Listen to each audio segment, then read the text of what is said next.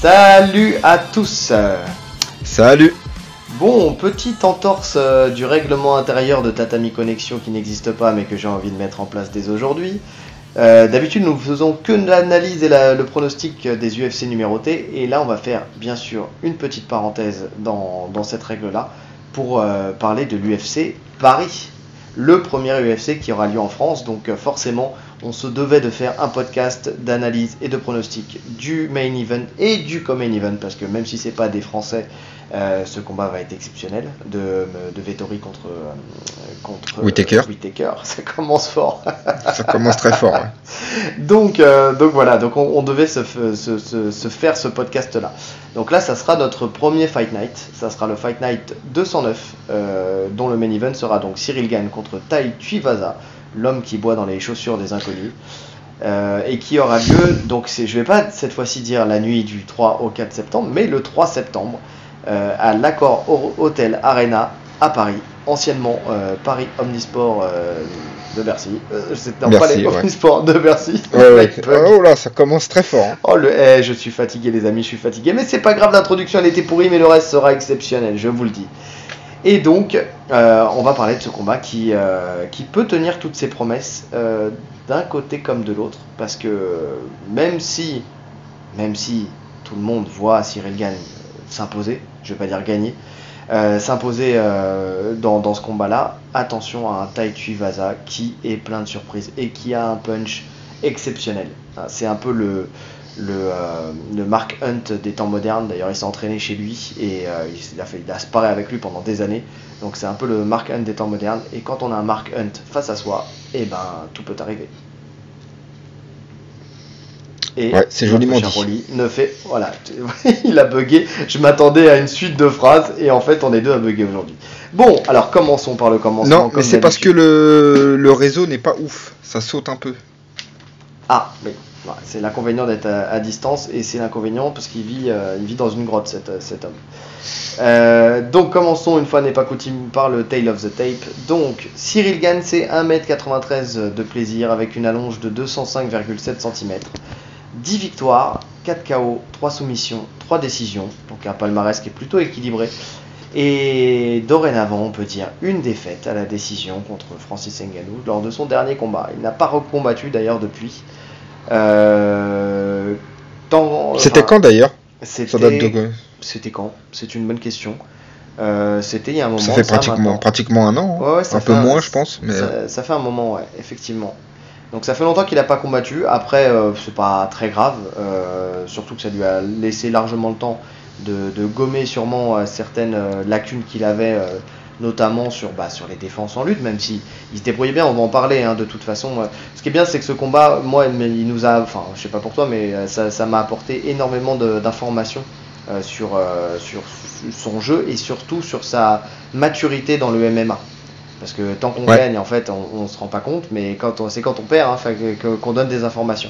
Donc ça nous permettra de parler un peu plus précisément par rapport au dernier podcast qu'on avait fait de lui sur la partie boxe sur la partie lutte et sur la partie sol, où là on a de quoi analyser, et on a de quoi analyser dans la douleur. Donc c'est ça qui est important, en fait, à mon sens.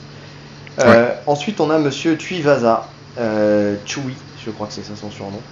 1m88, donc légèrement plus petit que Ciryl Gane, une allonge d'1m90,5, 14 victoires, 13 KO, une décision. Pour le coup, on voit un peu le style du monsieur, c'est pour ça que je disais que c'était dangereux d'être face à lui. 13 KO sur 14 victoires, bon, on va pas se mentir, c'est exceptionnel. Et pour seulement 3 défaites, et là, on est équilibré, un KO, une soumission, une décision. Et ce qui est important, c'est qu'il reste sur une série de 5 victoires de suite. Donc le mec, il est sur une bonne série. Hein. Voilà, il est en pleine confiance. Voilà, c'est son moment. C'est son moment. Je sais pas si ça sera son moment face à Ciryl Gane, mais en tout cas, en ce moment, il est dans son prime. C'est quelqu'un qui avait été d'ailleurs sorti du roster UFC et qui est revenu après par la suite, et qui prouve que ils ont fait le bon choix que de le reprendre. Ouais. Alors, commençons par la partie qui sera la plus grande, à mon avis, la partie boxe. Parce que les deux... les deux, c'est des strikers. Les deux sont des strikers. On va commencer par le régional de l'équipe avec Cyril Gane. Donc lui, il a son propre style. Tout simplement, c'est un style hybride qui est à mi-chemin entre le Muay Thai et le karaté. Il sait tout faire. Donc sa posture, elle est relâchée. Il sautille de côté comme un karatéka. Il change de garde constamment, même s'il est plus souvent avec la jambe droite devant.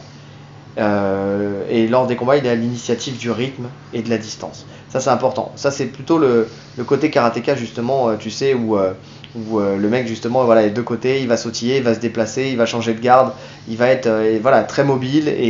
Beaucoup de feintes. Il va envoyer beaucoup de feintes, effectivement, pour saturer d'informations son adversaire.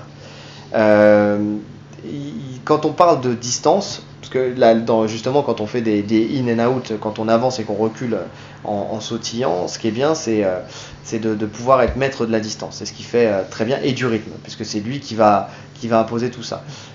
Chose qu'il fait très bien, c'est faire souvent un grand step en arrière pour prendre de l'air quand l'adversaire le presse trop, surtout quand c'est contre des punchers comme Tuivasa. C'était le cas aussi contre Derek Lewis.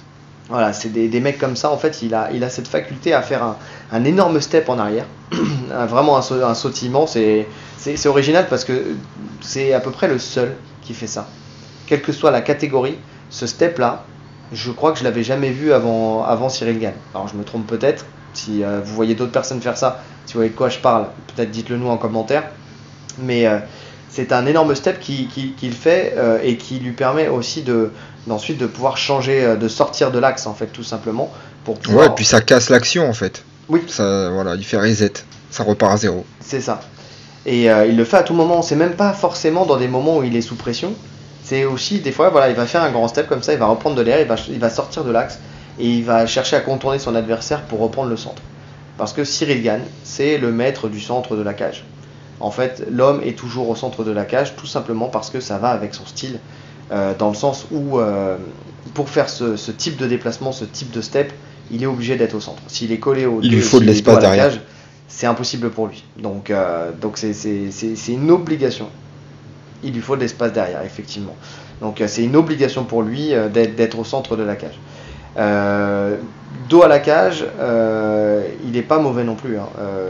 On va pas se mentir. Enfin, quand ça lui arrive, il est très bon pour arriver à désaxer justement. On en parlera plus tard. Pour justement remettre son adversaire dos à la cage et puis lui après choisir soit de rester en contact, soit de repartir et de reprendre le centre de la cage. Il casse aussi énormément la distance quand il le souhaite, en fait, en explosant, soit pour boxer, soit pour lutter dans son timing. Niveau positionnement vis-à-vis de l'adversaire, il n'est jamais vraiment dans l'axe. Ça aussi, c'est très intelligent de sa part. Faut comprendre que Cyril Gane fait partie des plus gros toujours le bon angle. C'est ça. Il fait partie des plus gros QI fights de l'UFC. Et c'est vrai qu'il a toujours cet angle-là où il n'est jamais vraiment face à l'adversaire. Ce qui est très important quand on est chez les poids lourds. QI fight en striking alors. En striking, oui, on est en striking. On est sur la partie boxe. Non, je suis d'accord avec toi. Mais tu as raison de le préciser. Après, c'est... Ouais, on en parlera après. N'allons pas trop vite. Qu'est-ce que je voulais dire ? Donc, effectivement, c'est très important d'avoir cet axe-là toujours un petit peu décalé, surtout quand tu es chez les poids lourds, parce que les poids lourds, ça tombe très vite, le KO vient très vite. Donc il faut pouvoir justement se désaxer et empêcher l'adversaire de pouvoir venir te faire un rush et te toucher seulement une fois, mais la bonne fois. C'est ça, mais même surtout, même quand lui touche et qu'on voit les adversaires, tu sais, commencer à se mettre un peu en boule, il va pas se précipiter bêtement. Non. Il cherche son angle pour justement éviter le contre et après il travaille. Mais il est toujours bien placé. Ça me fait penser un peu à McGregor aussi qui fait un peu ça. C'est qui se précipite pas, qui va chercher l'angle. Le combat contre Cerrone, c'est le plus bel exemple. Tu sais, où il touche durement Cerrone et en fait il est précis sur chaque frappe et tu sais, il est pas face. Tu sais, il se mettait un peu derrière, il venait pour frapper. C'est ça. Tu vois, c'est un peu, c'est bien. Ça, par contre, ça montre une grande lucidité de sa part. Tu sais, du calme. C'est vraiment ça, du vrai calme. Et donc, on parlait effectivement de la défense. Ça facilite la fuite et puis ça empêche l'adversaire de contrer. Ça limite les contres possibles. Mais en attaque aussi, ça crée en fait le parfait angle pour attaquer des ouvertures avec ses frappes. Enfin, créer des ouvertures avec ses frappes. C'est vraiment ça, de passer en fait à côté de la garde ou dans la garde entre les 2 points pour pouvoir toucher et toucher durement. Surtout avec son jab, parce qu'on sait très Avec bien son que jab. voilà, c'est une de ses. Son jab, pour moi, c'est son arme. Son jab, il est redoutable et en plus, il est lourd. Ouais. Il arrive à mettre les deux en fait. Soit le jab, c'est très rapide, juste pour prendre la distance et toucher, mais il arrive aussi à mettre le jab très lourd en avançant et tu sens qu'il y a beaucoup de puissance dedans. C'est ça. Et il le met, et ce qui est sa grande force, c'est qu'il sait mettre son jab puissamment du point gauche comme du point droit. Enfin, tu sais, quand il switch de garde, Ouais. c'est vraiment c'est une arme qui conserve en fait, quelle que soit la garde dans laquelle il est. Donc ça, c'est très bon pour lui. Il change aussi souvent de sens de rotation, c'est dans ses déplacements. C'est-à-dire, il tourne pas toujours dans le même sens.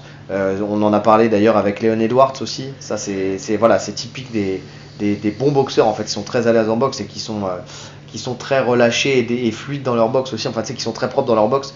Forcément, il change d'axe, ce qui lui permet de créer aussi toujours de nouveaux angles, mais aussi de rendre sa boxe beaucoup moins lisible par son adversaire. C'est clair. Tu le disais tout à l'heure, il harcèle constamment de feintes son adversaire. Il envoie beaucoup de mouvements parasites, ça trouble l'adversaire. Et en fait, il a cette faculté aussi, et on parlait d'intelligence dans le striking, de venir en fait créer une situation où il va prendre des informations. Donc c'est-à-dire qu'il va envoyer 2 enchaînements de suite, le même enchaînement, mais pour lire en fait la réaction de la personne, et la 3e fois, il va le modifier. Il va le modifier, tout simplement. Il te met dans un paradigme, et il te sort tout de suite du paradigme. Mais vraiment, et il le fait sur pas mal de choses.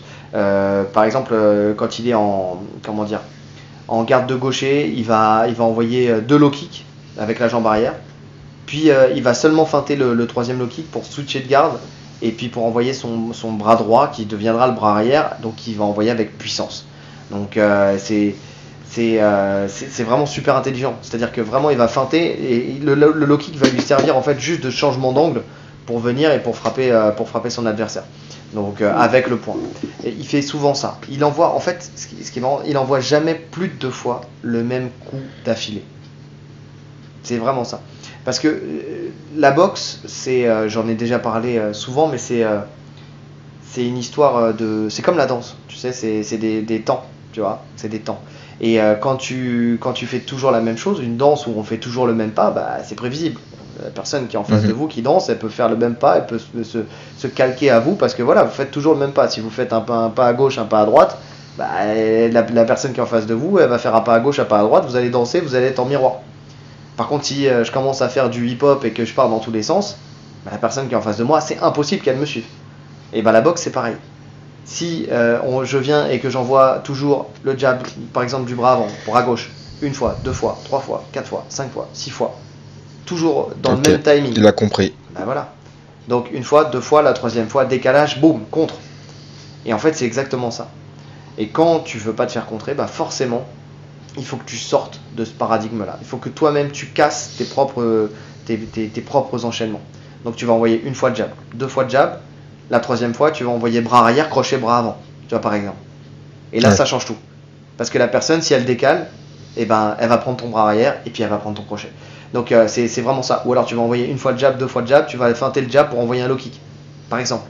Ce genre de choses. Et c'est ça qui fait que ta boxe, elle devient donc moins lisible, plus efficace, et que tu te crées aussi des possibilités de frapper sans te faire contrer. Donc ça, c'est ce que fait très bien en fait Cyril Gane. L'autre chose aussi qui montre le fait qu'il soit confiant dans sa boxe et confiant dans sa réussite, c'est que il n'envoie pas toutes ses frappes avec puissance. Non. Et ça, il y a 2 raisons en fait. La première, c'est tout simplement pour garder de l'énergie, parce que quand tu frappes fort tout le temps, surtout chez les lourds, et que tu rates, et ben, ça te pompe ton énergie, tu te vides et tu tiens jamais les 5 rounds. Et la deuxième chose, c'est qu'il envoie des frappes qui sont effectivement avec de la fréquence. Il envoie des frappes avec fréquence, mais qui vont être précises. Pas fortes, mais précises. Et qui vont conduire au coup lourd qui va suivre, en fait, à un moment. Donc c'est vraiment mais ça. en plus, il monte crescendo au niveau de la puissance. Hein. au fur et à mesure des rounds. Ouais. Tu sens qu'il appuie de plus en plus. C'est vrai. Comme tu as dit au début, il prend ses infos. Puis quand il sent que l'adversaire, en général, son adversaire fatigue avant lui, comme c'est lui qui dicte le rythme, et plus il prend confiance, plus il commence à lire son adversaire, plus tu sens qu'il appuie ses frappes. Ouais, c'est exactement ça. En fait, il fonctionne un peu comme Adesanya, quoi. Tu vois. Comme tous les strikers d'élite. Comme tous les strikers. En fait, c'est ça, c'est des schémas en fait qu'on peut retrouver chez pas mal de strikers qui ont eu une carrière, bon même si lui ses carrières elles sont très courtes, hein, mais qui ont une carrière dans leur domaine, tu vois, là pour le coup dans la boxe. Donc et surtout des gens c'est des techniciens en fait. De techniciens qui savent tout faire, voilà c'est ça. C'est prise d'infos et on accélère au fur et à mesure. Voilà, qui ont un sacré coup d'œil, parce que attention il a un sacré coup d'œil aussi Cyril Gane, hein, que ça soit. Il a un super coup d'œil. Parce qu'il boxe avec les mains basses, donc c'est un risque, surtout chez les lourds. Mais il sait exactement quand est-ce qu'il faut les remonter, il sait exactement quand est-ce qu'il faut fuir, il sait exactement un risque sans en être un, parce que en vrai t'es beaucoup plus mobile quand t'as les mains basses. Oui. Ça va avec son jeu. Ça va avec son jeu. Il mettrait les mains hautes, je suis sûr qu'il serait couché beaucoup plus souvent, parce qu'il serait beaucoup moins mobile, sa vision elle serait troublée par sa garde. Non, ça va vraiment avec son style, le fait d'avoir les mains basses. Oui, non, ça je suis d'accord avec toi. Et puis même quand tu boxes et que tu as les mains basses, en fait, tu crées des angles qui sont différents. Tu sais, pour l'anticipation de ton adversaire, pour qu'il puisse te bloquer. En fait, ça part du bas vers le haut, et donc forcément, tu sais, ça vient d'en dessous, c'est plus difficilement lisible. Donc c'est vrai que quand tu le maîtrises, en fait, ce style-là, c'est génial. Mais faut-il pouvoir le maîtriser ? Et ça va avec la mobilité. Ouais. Ce style-là n'est valable que quand tu as de la mobilité. Si tu n'as pas de mobilité, tu peux pas. Tu es obligé de faire bloc. Non, ça sert à rien. De toute façon, si tu n'as pas de mobilité, tu as deux solutions. Soit tu fais bloc, soit tu fais confiance en ton menton. À ton menton, ouais. C'est l'un ou l'autre. Mais en poids lourd, non, c'est trop risqué. Ah, c'est ce que fait Tuivasa. Hein. Il fait confiance en son menton. Ça ne dure qu'un temps. Pour finir sur sa boxe, on en a parlé un petit peu tout à l'heure avec les histoires à la cage, mais il est très bon au clinch. Et c'est là que la partie boxe taille, elle rentre vraiment en ligne de compte. C'est quand tu le vois avec ses phases de clinch, il est dominant, et surtout, ce que j'aime en fait, c'est que, encore une fois, QI Fight en boxe, il fait toujours attention à la sortie du clinch. Donc, parce qu'il connaît le risque. Mais bien sûr. Donc soit il envoie un petit fauchage, ce qui déséquilibre l'adversaire et ce qui l'empêche de venir et de frapper et de contrer. Soit il anticipe une esquive, ou alors il envoie une petite frappe intelligente pour ne pas prendre de gros coups qui pourraient en fait le changer en fait le combat, la physionomie du combat, quoi. Surtout contre un Tuivasa qui lui est très bon dans les frappes un peu qui viennent de n'importe où, enfin pas de n'importe, non, je retire dans les brawls. Dans les brawls, c'est ça. C'est pas ça vient de n'importe où, mais en tout cas, voilà, quand il est dans des phases, on l'a vu, Tuivasa contre Lewis, c'est dans une phase au contact, au clinch, où il envoie son coup de coude et où il couche littéralement Lewis, quoi. Donc il crée ça, il crée cette collision. On va en parler juste après, mais il crée cette collision. Donc il aime ce contact, il est à l'aise dans ces phases-là, dans ces phases de contact-là. Donc il va falloir être très très vigilant, encore plus qu'avec un autre. Pour ces phases de clinch, en fait, pour les sorties de phase de clinch pour Cyril Gane. Mais c'est vrai qu'il est bon, hein, tu le vois. Surtout que il y a une différence de taille, il y a une différence d'allonge. Donc ça va être vraiment le seul moment où il y a un gros risque, ça va être quand il y a rupture de contact ou en entrée, tu vois. Quand ils rentrent au clinch ou quand ils en sortent. Oui. Et surtout qu'on a vu, par exemple, Tuivasa contre Struve, qui savait gérer des boxeurs qui étaient plus grands. Donc, et les mettre KO. Ouais, après Struve, en termes de déplacement, il y a grand et il y a trop grand. Je trouve c'est presque handicapant. Non, mais c'est vrai. Non, je comprends ce que tu veux dire. Le mec est beaucoup trop grand, beaucoup trop pâteau, beaucoup trop. En plus, voilà, sur cette partie de carrière, Struve, c'était fini, quoi. Oui. Mais bon, en tout cas, ce qui a fait sa force, c'est justement sur ces phases où ils étaient au contact, quoi. Ouais. Donc c'est ça la force de Tuivasa. Enfin, ça fait partie des forces de Tuivasa. Ça fait partie de son game plan presque à tous ses combats, de toute façon. Aller chercher ses contacts. Mm-hmm. On a dit beaucoup de choses sur Gane. Est-ce que tu as des trucs à rajouter ? Non. Après, non, si, peut-être.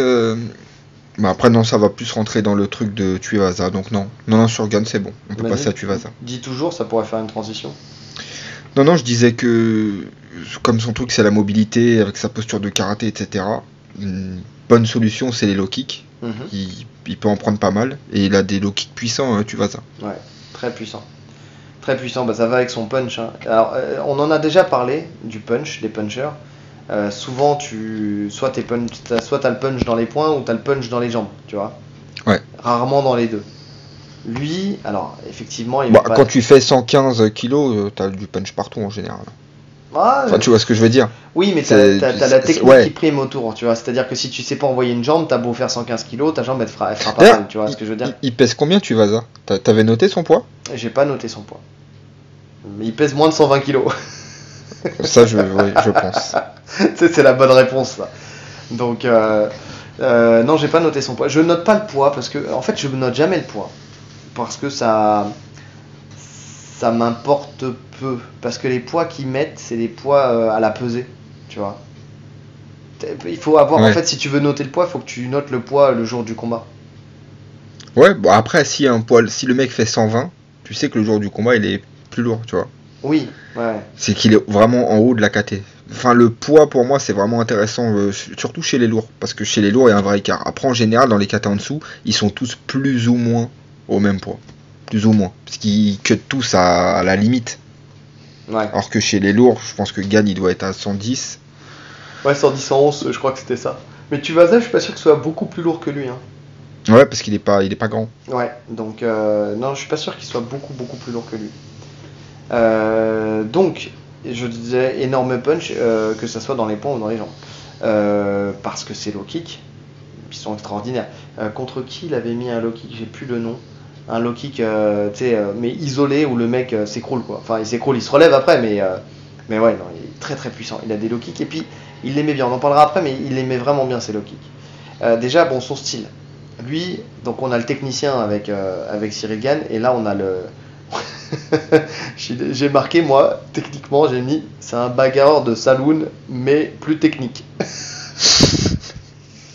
C'est un peu ça. Bah ouais, c'est typiquement. En fait, oui et non, parce qu'il fait avec ses armes, tu vois. Non, c'est ça. En fait, non.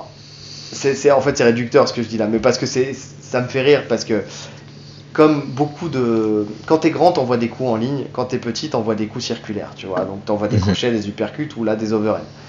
Donc, et quand tu vois certaines personnes comme ça, c'est comme lui, qui sont petits trapus et qui boxent avec la tête en avant, tu sais, parce que lui, en fait, c'est vraiment ça, pour casser la distance, il vient, et comme beaucoup de boxeurs comme lui, qui sont des gros punchers, ils engagent énormément. Lui, la différence avec Gane, qui ne met pas chaque frappe dure, Tuivasa, c'est l'inverse. Il met sa vie dans ses frappes, tu vois ce que je veux dire? C'est comme ça que tu as 13 KO sur 14 victoires. Et donc il engage énormément son corps pour qu'il y ait vraiment encore plus de collision, tu sais.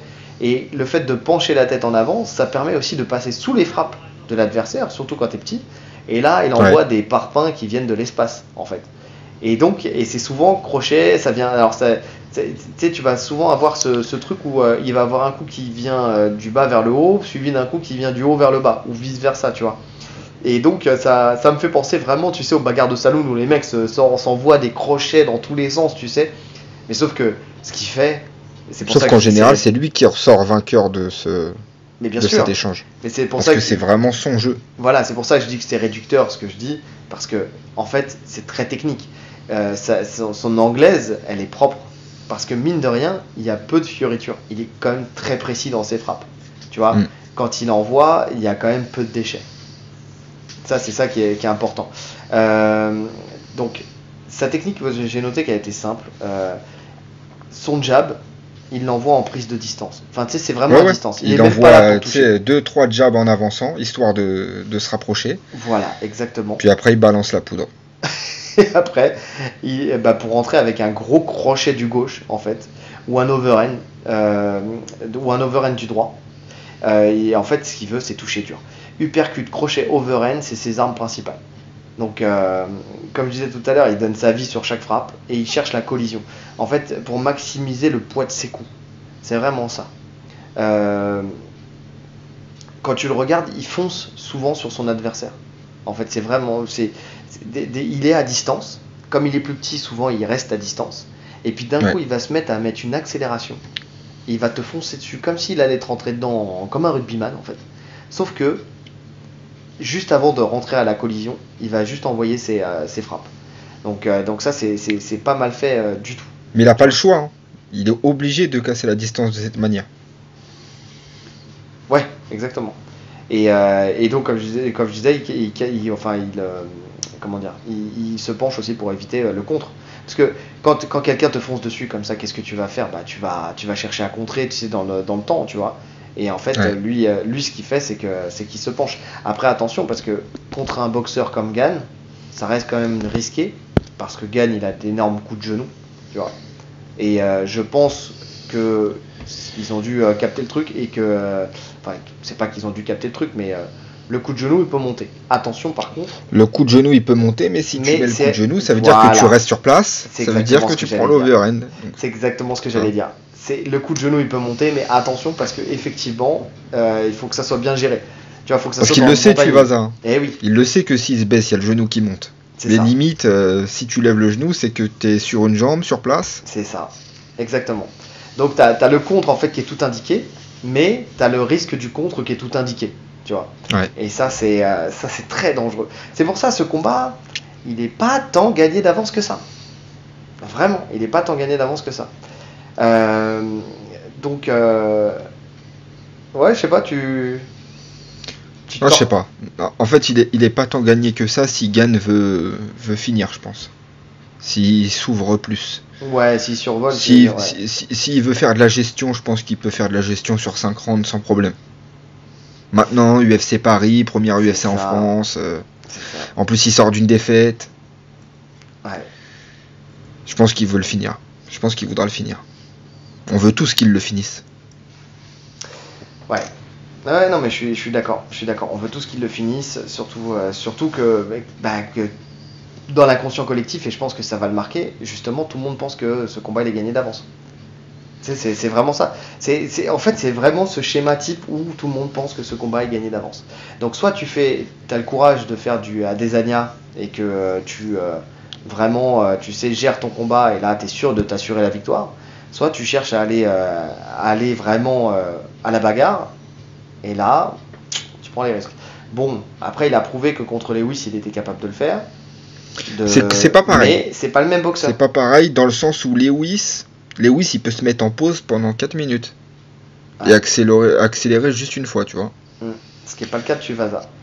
Non, Tuivasa, il va avancer jusqu'à tant qu'il est là, il va avancer. Et ouais, et il veut sa peau. Enfin, il voudra sa peau de toute façon. Lui, il cherche. Mais il l'a dit, hein. Ouais. Il a dit, je suis là pour niquer la fête. Oui, c'est vrai, j'ai vu ça. Le salaud. Non, mais lui, c'est un homme de spectacle. Donc, il a compris que c'est ça qui le mettait aujourd'hui en main event. Donc, attends, il a compris que là, depuis son KO contre Lewis, t'as vu la hype qu'il a pris. Ouais. Là, vraiment, là, il est au top du top, là. Je pense pas qu'il espérait mieux. Ils vendent plus de chaussures qu'avant. Là, il sait très bien qu'en plus, s'il gagne contre Gane, title shot, direct. Ouais. Je pense, en tout cas, ouais, si, c'est sûr même. Bah, vu que Gane, il est dans le top 3, donc de toute façon, tu montes dans le top 3. En plus, l'UFC, il kiffe Tuivasa, donc s'il sort un KO, je pense qu'il passe pour le title shot direct.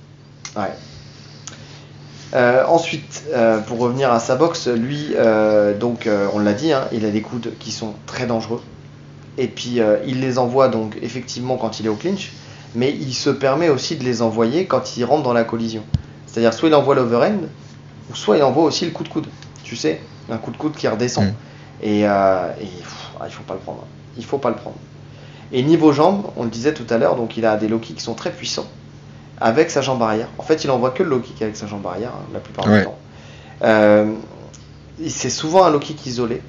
Et c'est souvent un low kick aussi qui lui sert de défense. En fait, quand l'adversaire avance sur lui, il l'envoie dans le bon timing. Il a un très très bon timing. De toute façon, pour envoyer des low kicks isolés, il faut avoir un bon timing. Tu sais, parce que sinon tu te fais checker. Et il faut avoir confiance en ses tibias. Voilà, mais ça finit par péter. Non, mais quand tu le vois, il est très peu défendu sur ses low kicks. Vraiment. Que ça soit en il attaque touche. ou que ça soit en défense. C'est pour ça que je te dis que je le vois bien faire chier Gane sur ça. Ouais. Et en plus, c'est vraiment un jeu qui le fait chier, Gane. On l'avait vu contre Volkov. Volkov, il l'avait fait chier avec les low kicks. Ouais. Volkov l'avait fait chier avec les low kicks. Après, Volkov avait une longueur de jambe qui était plus grande que celle de Tuivasa. Entre temps, on a vu qu'il avait corrigé aussi un peu le tir là-dessus. Tu sais, qui justement, il anticipait quand il y avait des low kicks pour les checker ou plus souvent les éviter. Parce que forcément, reculer. Voilà, en changement justement de rythme, parce que c'est tout, on l'a dit tout à l'heure, c'est quelqu'un qui gère le rythme, et donc quand tu viens et que tu te mets dans un paradigme, c'est pareil, hein, quand tu sautes en avant, en arrière, en avant, en arrière, et ben le fait de des fois casser en fait ce rythme-là, notamment avec ses longs steps en arrière, ou enfin tu vois, de casser la distance. De toute façon, c'est ce qu'il faut, hein, parce que checker un low kick, c'est pas viable sur 5 rounds. Hein. Si tu fais que checker des low kicks sur un mec comme Tuivasa, un coup bloqué, c'est un coup à moitié encaissé quand même. Ben, meilleur exemple, McGregor contre Poirier. La fin du combat, elle vient de quoi? C'est des décalage kicks, tu vois, mais c'est tu prends, que ça soit bloqué ou pas. Si tu le prends à la jonction entre le mollet et le tibia, bah, ta jambe elle est morte. Et quand t'as plus ton appui, après c'est fini. Mais surtout que lui, son jeu, c'est les déplacements, donc il faut en prendre le moins possible. Exactement. Et pour finir, donc, ça va avec son jeu, avec son gabarit. Hein. Souvent, en fin d'enchaînement, en fin d'attaque, il colle à la cage pour éviter tout simplement les contres. Comme il n'a pas la mobilité pour faire de l'in and out, donc pour rentrer et sortir, il choisit de rentrer et de rester dedans. En fait, c'est vraiment ça. Salut, c'est moi. Je sais, c'est vraiment ça. Il rentre et puis derrière, il colle. Je le trouve pas. Ouais. Non, il est pas dangereux. Après, je pense aussi que c'est un moyen pour lui de récupérer après une grosse entrée comme ça. Il balance un peu tout ce qu'il a quand il rentre, et puis après, s'il peut souffler un peu en contrôlant la cage, ça lui va. Ouais, je suis d'accord. Mais il reste quand même, il récupère, mais il reste actif. Tu vois, contre Sakai et tout ça, tu sens qu'il cherche encore à créer du dégât dans le contrôle. Mais je le trouve pas très bon dans le contrôle. Encore une fois, c'est pas très technique là pour le coup. C'est vraiment, juste il met de la pression. Il met de la pression. Il met son poids et puis à un moment, il prend un peu de recul et il envoie une frappe. Quoi. C'est vraiment ça. Donc ouais, c'est. Tu vois, clairement en clinch, je le vois pas contrôler Gane. Non, ne serait-ce que techniquement. Ne serait-ce que techniquement et même physiquement, parce que physiquement, Gane il est très solide. Hein. Ouais. Parce qu'on l'a vu contre Lewis, on l'a vu contre tout le monde en vrai. Et contre Ngannou surtout. Tu vois. Dans les premiers rounds, il est en tout cas, le contrôler dos à la cage, c'est compliqué. Je le sens dominant sur les contrôles sur les phases de contrôle dans le premier round. Enfin, dans les premiers rounds. Après, la fatigue a changé. Après, c'est pas parlant, parce qu'il y a aussi la blessure d'Ngannou, où on se doute qu'un genou lésé, parce que c'est tes jambes qui poussent quand t'es contre la cage, tu vois. Bien sûr. Non, mais j'entends. Donc il y a ça aussi, mais en tout cas, il est ultra puissant, il n'y a pas de souci à ce niveau-là. Ouais. Donc, et de plus en plus, puisqu'il faisait un travail de ce que disait Fernand, de prise de masse, où il cherchait à prendre un peu de poids. Oui. En tout cas, pour le combat avec Ngannou, je pense qu'il est resté sur la même optique. Puis un cycle de force aussi, ils ont commencé après, je crois. C'est ça, ouais. En fait, c'est là où le temps entre les deux combats, je pense qu'il a été très bien mis à profit. Donc, puis il a travaillé la lutte, encore plus. Enfin, de ce qui s'est dit. Donc, logiquement, il a la lutte, tu prends de la force, obligatoirement. En 6 mois, il est devenu ceinture noire de jiu-jitsu brésilien en 6 mois. Ah bon? Bah, c'est ce qu'il. Attends, il lui a dit. Il a dit en 6 mois, tu auras l'expérience d'une ceinture noire de. Le niveau, pas la ceinture. Le niveau. Non, mais voilà, mais c'est ça, le niveau. Mais même le niveau, que t'aies la ceinture, c'est un bout de tissu, c'est le niveau qui compte. En 6 mois. Ouais. Ah, putain, qu'est-ce que j'ai perdu comme temps pendant 10 ans? J'aurais dû aller au MMA Factory, ça m'aurait pris 6 mois.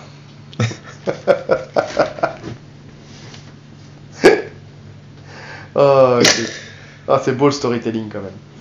Bon, pour ce combat. Ce combat, l'avantage en striking. Ouais. Faut-il vraiment le dire? Bah, c'est pour ça. Cyril gagne. Bon, bah oui, clairement. De toute façon, plus technique. Bon, après, attention, Tuivasa restera toujours dangereux, mais effectivement, s'il a envie de survoler le combat et de juste le piquer et de marquer ses points et d'aller chercher la décision, il peut le faire tous les jours. Ouais. Donc, et dans tous les domaines, hein, que ce soit en anglaise, que ce soit en kick, que ce soit au clinch, je le vois au-dessus dans tous les domaines du striking. Ouais, je suis d'accord. Lutte. Alors, monsieur bon gamin.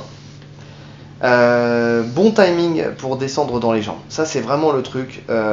C'est ça. Mais de toute façon, le timing qu'il a en boxe, c'est le même en lutte, tu vois. Il a un bon timing, il comprend ce qui se passe, il sait quand faut changer de niveau, tout ça, il a bien assimilé. Techniquement, il est bon, parce que le single leg qu'il met à Ngannou, il est magnifique. C'est ça. Vraiment, il est tellement propre, c'est vraiment celui que tu vois quand tu viens de t'inscrire. Tu ramasses la jambe, tu pivotes. Non, tout est bien. Il sait quand lui engager. C'est-à-dire quand il veut shooter, il sait comment shooter. Quand l'adversaire avance, il sait aussi quand descendre. C'est au niveau des attaques, c'est propre. Après, on l'a pas vu faire ça contre un lutteur olympique, tu vois. Le mec, je pense qu'il saurait défendre. Oui. Je pense qu'il y a des erreurs de placement, des choses comme ça. Mais en tout cas, il tente. Il a pas peur de tenter. Il est assez varié dans ses attaques. Il peut shooter en double, il peut prendre le single, il peut faucher à partir du clinch. Non, il a une bonne lutte offensive. Il a une bonne lutte offensive et surtout, tout comme en boxe, tu sais, il combine des mondes, tu sais. C'est-à-dire, il combine la lutte et il combine les amenés de boxe taille. Les amenés de boxe taille, c'est plus pour des petits fauchages rapides qui surprennent, tu sais. Donc, comme il avait mis à Rosenstruck. Quand il l'avait fait voler contre la cage, là. Ouais. Qu'un petit fauchage. 2 fois d'ailleurs, je crois qu'il. 2 fois, ouais. Donc c'est vraiment. Et puis on parlait tout à l'heure contre Lewis aussi, il l'a fait. Il a fait un petit fauchage. C'est ce qu'on disait tout à l'heure sur les sorties de clinch en fait. Quand on disait il faisait un petit fauchage, un petit balayage, en fait là c'est dans ces moments-là qu'il utilise ce qu'il a appris en boxe taille. En fait tout simplement parce que ça c'est des réflexes que tu as en boxe taille. La boxe taille c'est une boxe qui a beaucoup de phases justement de clinch où tu viens en contact et tout ça. Et comme il y a les coudes, il y a les genoux et tout ça, c'est ce qui se rapproche le plus de ce que tu vis dans une phase de clinch en MMA. Et la gestion des entrées et des sorties et de tout ce qui se passe dans ce monde-là, c'est très bien pris en compte pour les bons. Parce que c'est comme partout, hein, dans la boxe taille, c'est comme tout, tu as des spécialistes qui vont être plus à distance et puis tu as des spécialistes du clinch. Et on voit que Cyril Gane est un spécialiste du clinch box taille et il le transpose parfaitement bien dans sa carrière en MMA. Il a aussi de très bonnes défenses, il est très stable, ça pour le coup c'est vrai qu'il a des très bonnes aptitudes là-dessus, même si, alors c'est là où on va rentrer dans le vif du sujet, le vrai vif du sujet, dans le combat face à Ngannou, parce que c'est là où on a appris le plus de choses. Il n'a pas toujours fait les bons choix. C'est-à-dire, je m'explique.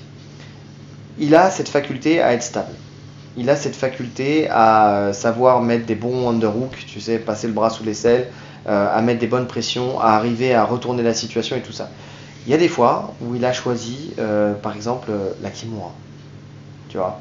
Il y a des fois où il a choisi de partir comme s'il voulait rouler pour une clé de genou. Tu sais, quand Ngannou était pas tout à fait derrière, tu sais. Mais il lui a donné le dos pour partir sur un truc en fait où il est même pas parti, parce que Ngannou il est tellement puissant que il a compris, enfin tu sais, il l'a retenu quoi, et donc s'il avait voulu le porter, enfin jamais il aurait pu rouler. Il n'y avait pas la bonne dynamique en fait. Ce genre de technique là, tu les fais quand tu es dans une phase dans le mouvement, tu vois. De mouvement, c'est ça. Et quand tu es dans une phase où le mec te tient au niveau des hanches et que tu veux partir et que tu es en plus sur un mec comme ça. Nous on a au club, on a par exemple Ryan au club, tu sais. On a un jeune de 15 ans qui a une puissance de dingue. Le gamin, je sais pas d'où il sort ça, mais voilà, je crois qu'il, je sais pas, il a dû manger trop de viande depuis la naissance. Et donc quand tu montres une technique, d'ailleurs c'est relou, parce que quand on montre une technique et qu'on la transpose après, que les élèves la travaillent, t'es censé quand même, c'est un travail qui est collaboratif. Alors collaboratif, ça veut pas dire que tu te laisses faire, mais ça veut pas dire aussi que tu résistes tout ce que tu peux parce que tu sais ce que l'adversaire va faire. Mais une fois on avait fait justement ce travail, tu sais, quand la personne te ceinture derrière et tu pars à la Garitonon, tu sais, tu roules d'une épaule à l'autre pour embarquer ton adversaire avec toi. Sauf que lui savait donc ce qui allait se passer puisque c'était le thème du jour. Et quand il décidait de te garder, t'avais beau rouler avec toute la puissance que tu veux, parce que même moi j'avais essayé, et tu partais pas. C'est-à-dire qu'il te tenait, et t'avais beau essayer, tu ne partais pas. Et face à Ngannou et sa puissance, tu sais très bien que c'est pas le bon choix. Tu vas pas l'embarquer là-dessus. Sauf si tu es dans une phase, comme tu disais, justement à juste titre, où il te tient pas encore. Tu sais, où tu es encore dans une phase un peu de transition, où tu vas rouler, et tu vas finalement pas l'embarquer avec toi, mais t'effacer en dessous. Enfin, tu vois ce que je veux dire. Et après, c'est le reste c'est la rotation qui va faire le reste du travail. Mais en tout cas, entamer une rotation quand Ngannou te ceinture au niveau des hanches, ça peut pas passer. La Kimura de la même manière. Tu attaques une Kimura, alors t'es puissant, certes, Cyril Gane c'est quelqu'un de très puissant, mais tu attaques une Kimura sur un mec qui est plus puissant que toi. Ça, faut en avoir conscience. Et que, en plus de ça, techniquement, il te manque des détails pour soit réussir à la passer, ou alors faire une transition sur autre chose. Tu vois. Donc, parce que, par exemple, tu sais, Ngannou, il a tendu le bras, et une fois que le bras il était tendu, c'est fini, le bras tu mais attends, ça c'est au sol ça. Non, ça partait de debout. D'ailleurs, c'est avant même le fait de rouler, parce que j'ai revu ce combat, je voulais vraiment revoir ce combat avant de faire l'analyse, justement pour voir tout ça. Ça part de debout, ils sont collés à la cage, et en fait, il commence à passer derrière, et lui il attrape donc la Kimura, et ça va au sol, mais Ngannou est au-dessus de lui, et il tend le bras en fait, tout simplement. Ce qui fait que une fois que le bras il est tendu, c'est presque fini, quoi. Surtout quand t'as la puissance d'un Ngannou. Donc après, faut savoir faire une transition sur autre chose, tu sais. Donc si le bras il est tendu, et ben tu vas continuer en fait la rotation du bras, mais pas pour chercher la clé, mais plus pour l'isoler et toi ensuite te retrouver dans une situation où le bras. En fait, il y a presque trop il a presque trop d'envie de faire le beau geste. C'est ça. Alors que s'il fait simple, tu sais, underhook, sprawl, écraser et appuyer sur la tête, sortir, chercher à rester debout, pas forcément chercher à. Ouais. Tu vois là dans la situation. Et il sait le faire. Hein. Après, on l'avait jamais vu. Bon là, ça sera pas le cas. Hein. Là, clairement, c'est pas. Je pense pas que Tuivasa va lui poser de problème en lutte. Non. Mais en tout cas, le Ngannou nous a apporté des réponses parce qu'on l'avait jamais vu contre un lutteur, Cyril Gane. Oui. On l'a jamais vu contre un lutteur. Oui, mais Ngannou, c'est pas un lutteur. C'est juste quelqu'un qui a travaillé sa lutte. Il a travaillé sa lutte et il est ultra puissant. Voilà. Et en fait, c'est le seul qui a vraiment cherché à l'amener.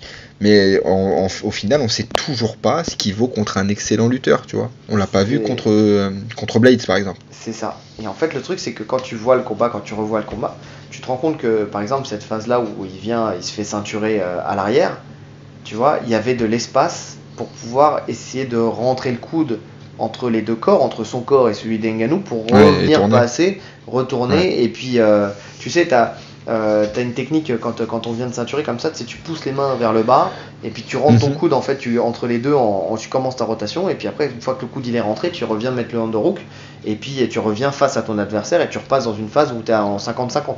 Tu vois, ça c'est un choix qu'aurait pu être fait, tu vois. Parce que il est stable, parce que je suis sûr qu'il n'est pas si facile que ça à amener au sol, Gane, et que Ngannou techniquement il avait peut-être pas toutes les armes pour pouvoir le soulever, tu sais, le balayer, le faucher, tu sais, et te retrouver dans une situation favorable pour lui, tu vois. Ça se trouve peut-être même qu'il l'aurait même peut-être même pas amené au sol dans cette situation, ou alors il serait descendu sur le single leg et puis tu aurais pu gérer différemment, tu vois. Et là vraiment, tu sentais qu'il avait à cœur de le finir, mais au détriment de se mettre dans les conditions de pouvoir le finir. Tu vois ? Ouais.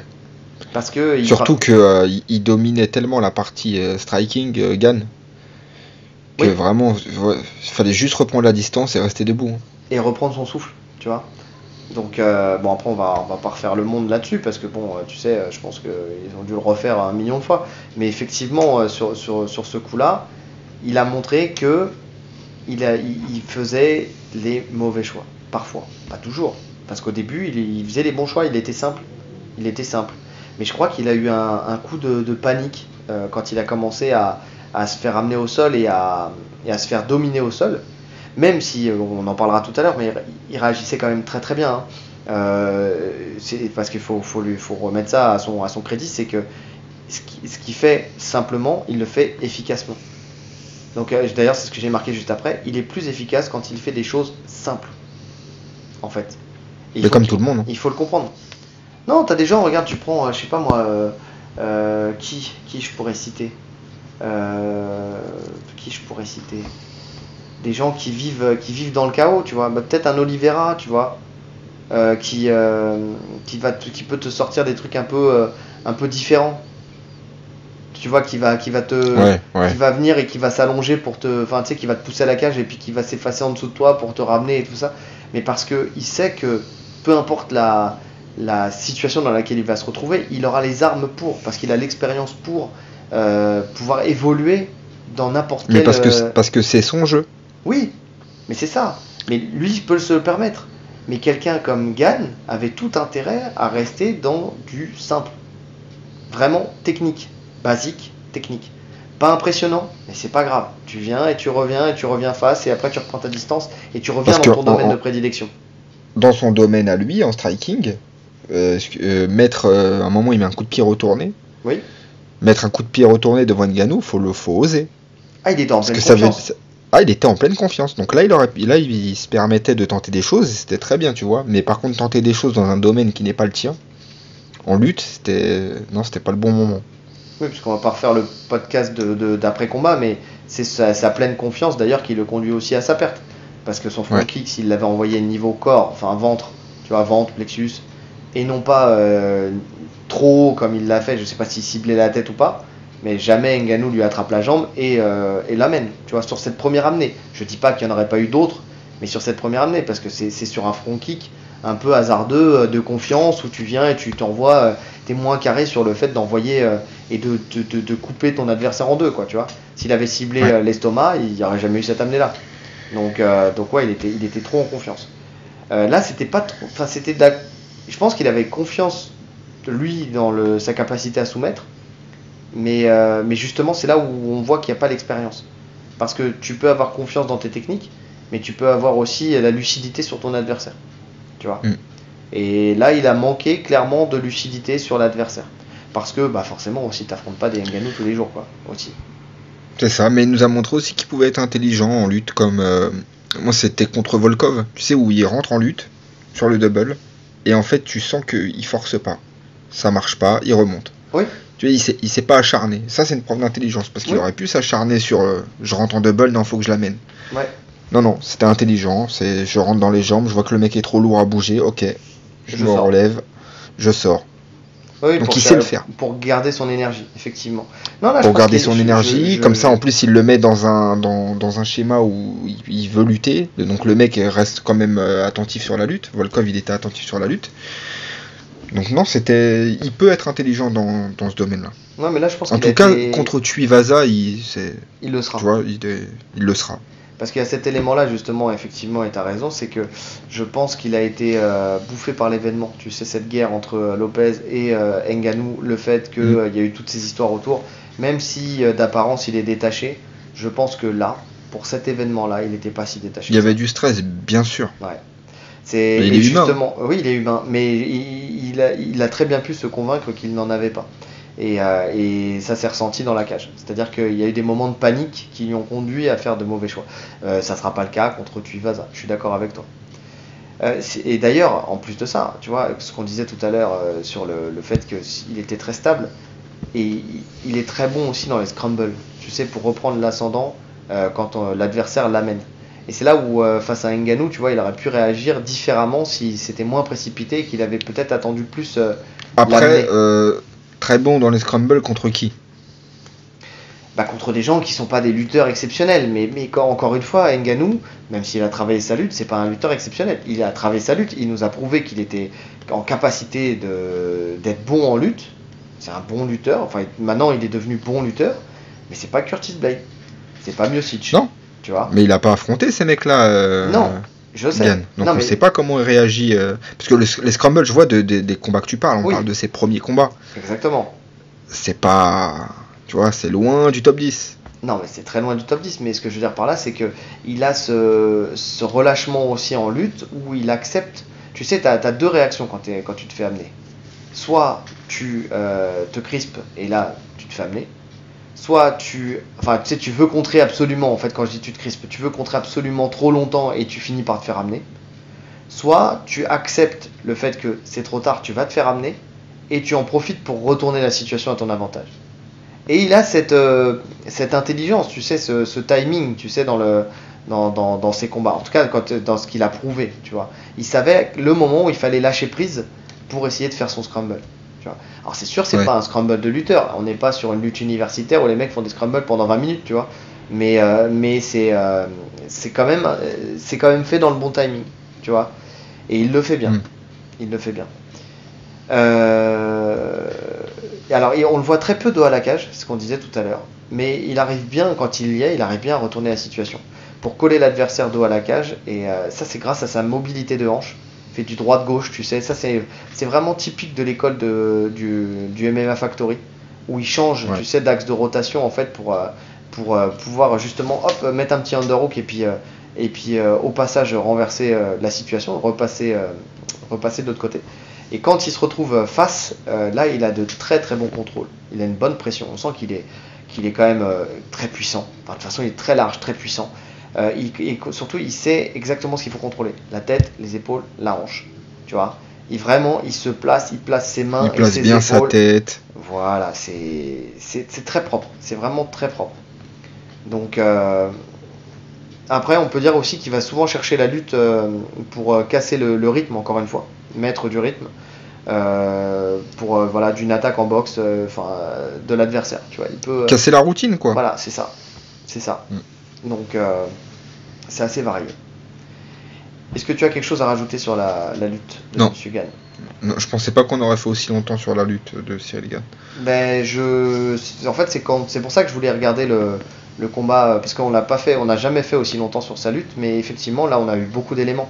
Donc alors des éléments qui sont peut-être pas importants pour ce combat-là, mais en tout cas voilà, c'est important. Moi je suis sûr que on en a parlé en off, que si il veut tester sa lutte, s'il a vraiment travaillé sa lutte et qu'il veut la tester, c'est pour ça que j'en parle autant. Un profil comme Tuivasa, c'est un bon profil. Ouais. Parce que forcément t'annihiles ses frappes. On a vu que dans ses précédents combats, il n'avait pas une bonne take dans de défense. D'ailleurs, de toute façon, on passe à Tuivasa. Tuivasa, justement, voilà, c'est la bonne transition. C'est la première chose que j'ai dit. Il n'a pas une bonne take down defense. Mais il réagit bien une fois qu'il est au sol pour se relever. En fait, il est puissant et là, à ce moment-là, il arrive bien à charger son adversaire pour se relever. On en parlera après. Et lui, il cherche pas forcément à amener au sol. C'est plus il colle plus à la cage qu'il amène au sol. En fait, voilà, moi j'ai mis que ça. Il n'y a que ce petit paragraphe-là. Mais force est de constater que il est pas bon dans les takedown defense. Vraiment. Il n'a pas. Si tu veux l'amener, tu peux l'amener. En fait, si vraiment c'est le profil type pour essayer dans des conditions réelles de voir ce que tu as travaillé. Mettre en place ton travail, ouais. C'est ça. Que ça soit en lutte ou que ça soit au sol. Donc c'est pour ça que il peut y avoir un schéma, tu sais, un game plan dans ce sens-là, peut-être pour Gane. Je sais pas pourquoi, mais ça peut, je pense qu'il peut se faire plaisir là-dessus. Tu sais, tu parlais de spectacle. Alors oui, le spectacle en boxe, mettre le KO et tout ça. Mais si jamais il fait une masterclass et que tu vois un Cyril Gane qui amène au sol et qui est bien dans le timing et qui met du grand end pound et qui prend des bons contrôles et tout ça et qui finalise, ça fait le spectacle aussi. Hein. Les gens vont kiffer aussi. Hein. Donc, et en plus, il ferait le spectacle dans un domaine où on ne l'attend pas forcément. Tu vois. Donc, en tout cas, moi, j'aimerais bien voir ça, personnellement. Et puis il ferait taire toutes les critiques. Et en tout cas, sur sa lutte, ouais. Ouais. Et je pense que tu vois, tu disais, il veut redorer son image après sa défaite. Ça peut être un bon moyen de le faire. Mieux même que de le mettre KO. Mettre KO, tout le monde sait qu'il peut le mettre KO. Par contre, bon, il a déjà prouvé qu'il pouvait mettre des soumissions. Mais si vraiment tu vois un vrai changement dans sa lutte, que tu vois que c'est propre, que c'est technique et tout ça, effectivement, il ferait fermer pas mal de bouches. Donc pourquoi pas. En tout cas, pour tu vois quelque chose d'autre pour Tuivasa ? Non. Non, c'est très rapide, hein. Franchement, c'est pas du tout le domaine dans lequel il excelle. Donc pour ce combat, avantage, Gane, pour moi. En lutte, ouais, clairement. Je pense que là, pour le coup, c'est vraiment lui qui décidera s'il faut aller au sol ou pas. Ouais. Sol, parlons de sol. Transition parfaite. Gagne. Bah, il se débrouille bien. Il a des facilités, un peu comme partout. Hein. De toute façon, c'est quelqu'un qui apprend très vite. Hein. Voilà, il est doué, il apprend très vite. Mais encore une fois, le truc qui a été flagrant, c'est son manque d'expérience, pour le coup. Et ça, c'est des erreurs de débutants. Mais tu sais, il me fait penser, il y a à peu près tous ces profils-là dans les clubs. Dans notre club, on a aussi, tu vois, souvent les petits jeunes quand ils arrivent, qui sont très doués. Ou sur un combat, ils peuvent te surprendre, faire une tentative à la volée, des trucs de ouf. Mais une fois qu'ils se retrouvent dans un schéma classique, où tu as passé leur garde, tu contrôles, tu sens que là il manque les bases. C'est foutu en fait. C'est-à-dire que tant qu'il y a du mouvement, qui sont à l'initiative, qui tentent des trucs, que ça bouge et tout, ils sont bien. Mais dès qu'il y a un truc basique, voilà, t'as passé la garde, t'arrives à contrôler la tête, ils savent plus du tout quoi faire. Alors, Cyril Gane, il n'en est pas là, tu vois, mais grossièrement, c'est à peu près ça. Ouais, parce que en fait, c'est surtout dans les choix, c'est les mauvais choix qui sont faits à chaque fois, en fait, qui te conduisent dans des situations délicates. Par contre, oui, quand tu disais que Gane, il n'en est pas là, c'est vrai, parce qu'il a montré qu'il savait très bien recomposer sa garde. Bien sûr. Il s'est pas fait passer la garde. Il a de bons réflexes, tu sais, vraiment, voilà, ce qu'on disait. Par contre, il a quand même des bases. Hein. Bras sous l'aisselle pour se relever ou casser la posture afin de retourner, afin de retourner à la cage. Il est capable de faire des transitions sur des phases de clé de jambe. Hein. Contre Ngannou, à la fin, la transition, elle est belle. C'est la clé de jambe qui est pas belle, mais la transition qui est faite de se remettre dans une situation de clé de jambe, ça c'est super bien fait. Elle est magnifique, la transition. Ça c'est très bien fait. C'est limite ceinture violette, pas encore noire. Mais ça va être mon fil rouge. Mais par contre, derrière, la clé de talon, elle est pas propre. Autre chose, tu sais, il y a eu beaucoup ce débat sur c'est Cyril Gane qui a attaqué la clé de talon ou c'est Cyril Gane qui a attaqué la clé de talon et Ngannou qui est remonté, ou c'est Ngannou qui a fait un ciseau pour renverser, tu vois. Ouais. Moi, à chaque fois que je vois le combat, je vois Cyril Gane qui se positionne maladroitement pour aller chercher la clé de talon et un Ngannou qui se relève, tu vois, qui profite du truc. Mais j'ai presque envie de te dire, peu importe en vrai. Peu importe. Parce que ce soit Ngannou qui fasse le ciseau et Gane qui plonge sur la clé de talon, ou que ça soit Gane qui aille la chercher, le résultat est le même, ça change pas grand chose en vrai. Alors, moi je suis pas tout à fait d'accord avec ça. Parce que le problème, c'est que le ciseau, si tu es sur tes appuis, tu sais que tu es bien stable, tu le sais, avec ton centre de gravité très bas, le ciseau, tu peux soit le contrer, soit le contourner, enfin tu vois ce que je veux dire, tu vas pas forcément chuter. Par contre, si Gane, il a l'initiative de la clé de talon et qu'il se met accroupi, comme il l'a fait, c'est-à-dire pour venir mettre ses deux jambes, ses deux cuisses autour de la jambe de Ngannou pour descendre, et qu'il le fait en fait en laissant beaucoup d'espace, parce que c'est ça, c'est-à-dire que quand il attaque la clé de talon, il est dans la garde de Ngannou, et il commence à se remettre sur ses pieds. Sauf que là, il remonte son centre de gravité, et tu le sais aussi bien que moi, un centre de gravité qui est haut, c'est une chute, tu vois. C'est forcément, tu résistes plus, tu vois. Juste un petit mouvement de hanche et tu tombes, tu vois. Et là, c'est ce qu'il a fait. Et il l'a fait en laissant beaucoup d'espace, tu sais. C'était pas fait assez rapidement, c'était pas le bon choix. Encore une fois, j'en reviens. Non, c'était pas le bon choix, mais après c'était pas fait assez rapidement parce qu'il était épuisé, c'était la fin du combat. Ouais, non, parce que je pense que de la première clé de talon qu'il attaque dans sa carrière là à l'UFC, il l'a fait de la même manière, sauf que l'autre il a pas réagi, tu vois. Mais l'autre n'a pas. Alors, déjà l'autre c'est pas Ngannou physiquement. Oui. Et puis dans le placement, dans tout, il lui a. Enfin, j'ai revu ce combat, c'était contre Dontal et Mace là. Ouais. Quand il attaque la clé de talon, tu vois qu'il bouge même pas en fait. Non, il attend. Il attend de taper en fait. Ouais. Il le regarde en mode qu'est-ce qu'il me fait. Mais son entrée, il l'a fait exactement de la même manière. C'est une phase où il est dans la garde et il vient et il se met accroupi et il redescend sur la clé de talon, tu vois. Les deux phases, c'est exactement les mêmes. Mais et c'est pas, enfin, tu peux pas l'attaquer comme ça. Enfin, comment dire, c'est tu peux l'attaquer comme ça, mais tu peux pas l'attaquer. Enfin, qu'on me comprenne. Tu peux l'attaquer dans cette situation. Tu vois, exactement cette situation. Mais tu peux pas l'attaquer en étant aussi grossier dans le démarrage de ton action. Tu vois. Pas à ce niveau-là. C'est ça. Et en plus, pas à ce niveau-là, surtout, ils pouvaient sortir. Ils peuvent sortir trop facilement en fait. Ouais, et puis choisir la clé de talon sur Ngannou qui a des jambes, c'est des poteaux.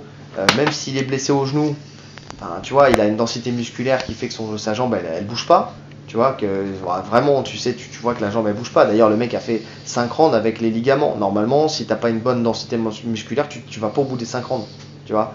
Donc même la clé de talon, il avait la densité musculaire pour tenir. Et qu'en plus tu attaques la clé de talon en mettant le talon dans le creux de ton coude, chose qu'il ne faut pas faire non plus. La clé de talon, le talon tu le poses au niveau du poignet, enfin c'est pas vraiment le poignet mais c'est un petit peu au-dessus, c'est l'os en fait qui vient loquer le talon, c'est pas le... Non, et puis il avait la jambe tendue complètement, Ngannou. Oui, mais encore, tu sais, tu peux venir et puis la tourner. Bon, ça, on en a déjà parlé 1000 fois. Ouais. Mais c'est un mauvais choix et ça a montré aussi qu'il avait une vision globale d'une technique qu'il appréciait, mais qu'il manquait de technique.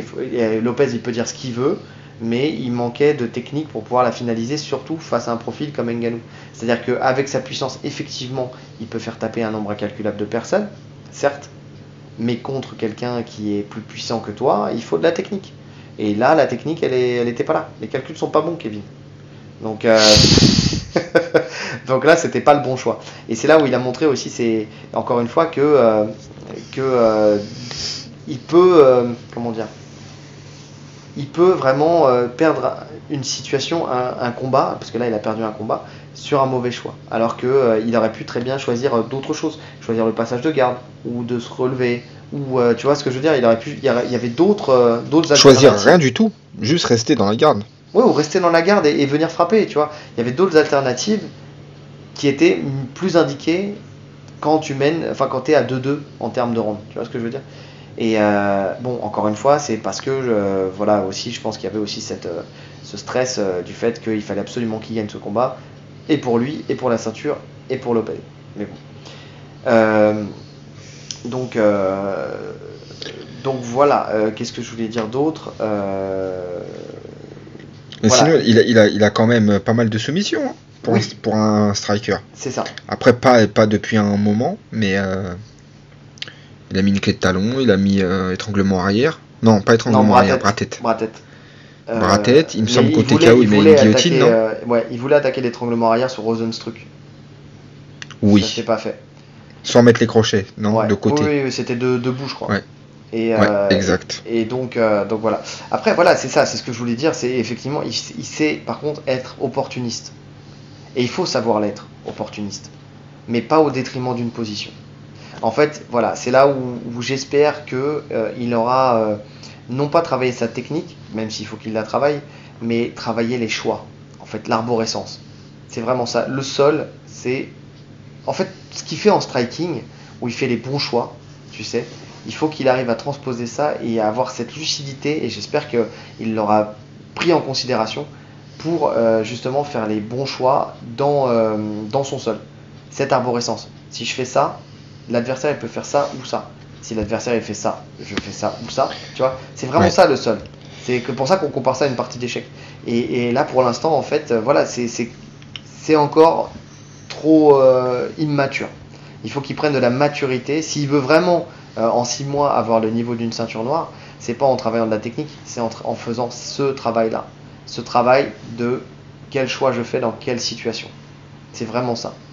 Donc, ce qui peut pas se permettre de tout faire. Contrairement, tu vois, à un spécialiste du sol. Par exemple, un mec comme Oliveira, ce qu'on aime, c'est qu'il tente beaucoup, parce qu'il sait que peu importe, comme tu as dit tout à l'heure, s'il se retrouve sur le dos, peu importe, c'est son monde en fait. Tu vois, il s'en fout. Ouais. Gann, non. Gann, s'il est au-dessus, faut qu'il reste au-dessus. Ça veut dire qu'il faut pas faire n'importe quoi au risque de perdre la position du dessus et de se retrouver en dessous. C'est ça. Ça, il peut pas se le permettre. C'est valable quand tu es en combat de jiu-jitsu brésilien, mais c'est encore plus valable quand tu es en MMA, parce que tu as les frappes en plus, quoi. Quand et encore plus en poids lourd, j'ai envie de te dire. Et encore plus en poids lourd, effectivement.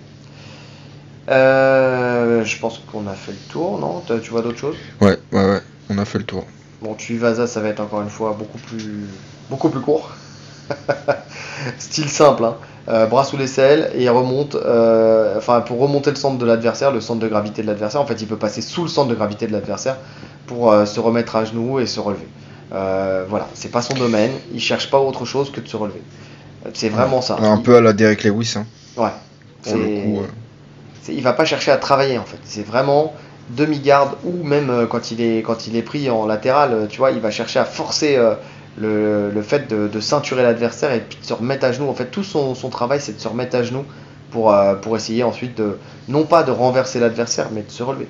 C'est-à-dire que même s'il renverse l'adversaire, je suis même pas sûr s'il était dans une position favorable qu'il resterait dans cette position. Je pense qu'il voudra se relever et pas perdre d'énergie, pas perdre de temps sur du sol. Ouais. Donc, quand tu as compris ça, tu vois que tu as une carte à jouer en fait pour le sol. Si t'es bon dans tes positionnements et dans tes transitions surtout. Parce que qu'est-ce qui fait et que puis tu même transitions si t'arrives pas forcément à le contrôler, tu sais, à ce point-là, le fait qu'il fasse l'effort de le forcer à se relever 2-3 fois, Ouais. ça l'épuiserait, clairement. Oui, déjà que je pense pas qu'il aura un cardio sur 5 rounds déjà, parce que déjà il avait jamais fait 5 rounds avant aujourd'hui, enfin avant demain, enfin avant samedi. Et donc ouais, je suis pas sûr qu'il tienne les 5 rounds. Donc si en plus tu le fatigues, ouais, t'augmentes ton nombre de chances de gagner quoi. En tout cas pour ce combat, bon moi je vois encore Gann. Hein. Ouais, bah oui. Ouais. Avantage dans tous les domaines. Dans tous les domaines. Pour les à côté, la seule chose qu'on peut dire, c'est la gestion de la défaite. En fait, tout simplement. Il n'a pas connu la défaite jusqu'à maintenant, quel que soit le sport de combat qu'il a fait. Alors, je dis pas, parce qu'il nous parlait de quand il perdait au foot, quand il avait 11 ans et tout ça. Il se revoyait dans les vestiaires en train de pleurer. C'est pas pareil. C'est pas pareil. D'accord, t'es pas à l'UFC, t'es pas dans une cage, t'es pas face à, en plus là, au public français et tout ça. Donc, il y a ça. Ouais. Il y a ça qui rentre en compte aussi. Hein. Le fait de combattre devant son public. D'être en France, à Paris. C'est pas pareil. Non. Alors, autant il y a des combattants que ça va galvaniser, autant il y en a d'autres que ça va complètement déstabiliser. Je suis d'accord. Et là, moi, personnellement, je sais que j'aime pas combattre devant des proches à moi, tu vois. Oui, moi non plus. Ça me stresse. Je préfère être tout seul dans un endroit où je connais personne, même si limite tout le monde me déteste dans la foule, je m'en fous.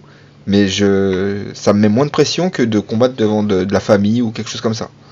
De toute façon, personne te détestera plus que moi, donc ça va. Tu seras. De ce côté-là, je suis tranquille.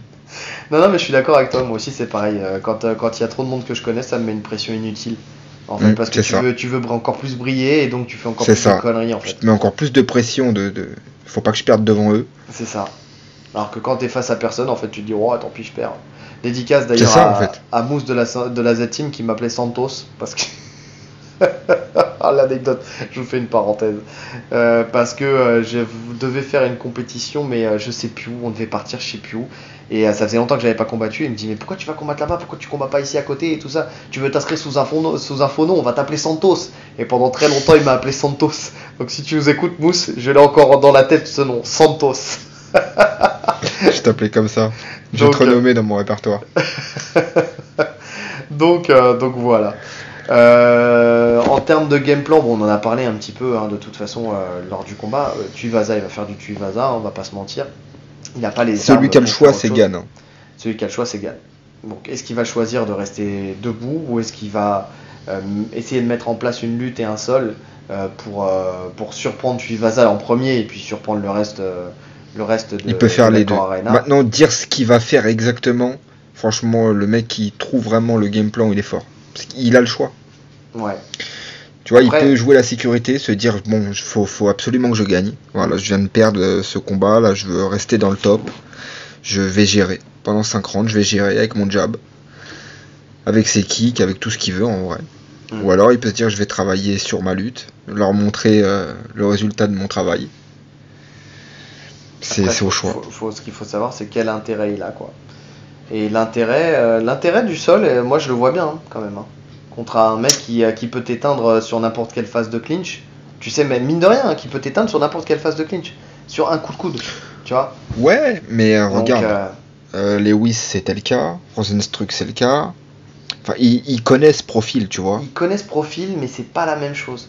Il y a beaucoup plus de volume chez. Il y a beaucoup plus de volume chez Tuivasa. En fait, c'est vrai, c'est comme un Mark Hunt, quoi. Il peut niquer la fête. Mark Hunt, il a mis combien de KO? Avec ses overhands, avec ses crochets, avec ses uppercuts. C'est pas pareil. Tu sais, ça vient d'en dessous. Franchement, je suis pas d'accord. C'est On pas peut la pas même comparer chose. Mark Hunt à Tuivasa. Mais bien Mark sûr. Hunt, c'était un striker d'élite. Certes, mais ça reste un mec qui a 13 victoires par KO sur 14 victoires. Tu vois? Ouais, moi je suis pas hypé par Tuivasa, je te mens pas. Hein. Moi non plus. Et c'est pour Je suis ça vraiment que... pas hypé parce que voilà, il a mis KO Lewis, ok, c'est là qu'il est passé tête d'affiche, mais pour moi c'est pas parlant parce qu'il aurait pu tomber bien avant.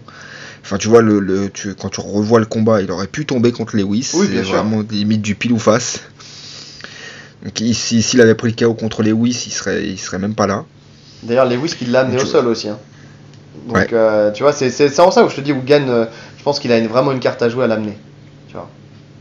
Non, maintenant ça reste un poids lourd qui peut éteindre n'importe qui sur une frappe, ouais, mais c'est compliqué quand même. Oui, non, c'est du moins d'1% de chance. On va pas se mentir. C'est beaucoup trop limité. Mais bon, il y en a qui y croient. Il y en a beaucoup qui y croient. Donc, est-ce que ceux qui y croient, c'est des gens qui n'aiment pas Gann? Ouais, je pense qu'il y a ça aussi. Il y a ça aussi. Nous, on s'en fout. Moi, on gagne, pas gagne. Tu sais, pour tous ceux qui, enfin, les trucs, les mecs de Ngannou là qui disaient qu'on était des pros Gann. Non, il est bon. Ah il est non, bon, on est des pros, mais, rien du on tout. est des pros rien. Nous, on est des pros. On est des pros gnostiques. Allez, bonne. Petit jeu de mots. Donc. donc voilà. Bon, passons. Pronostic. Gann, moi je mettrais KO dans le 3 ou 4. Voilà. Écoute, je vais dire.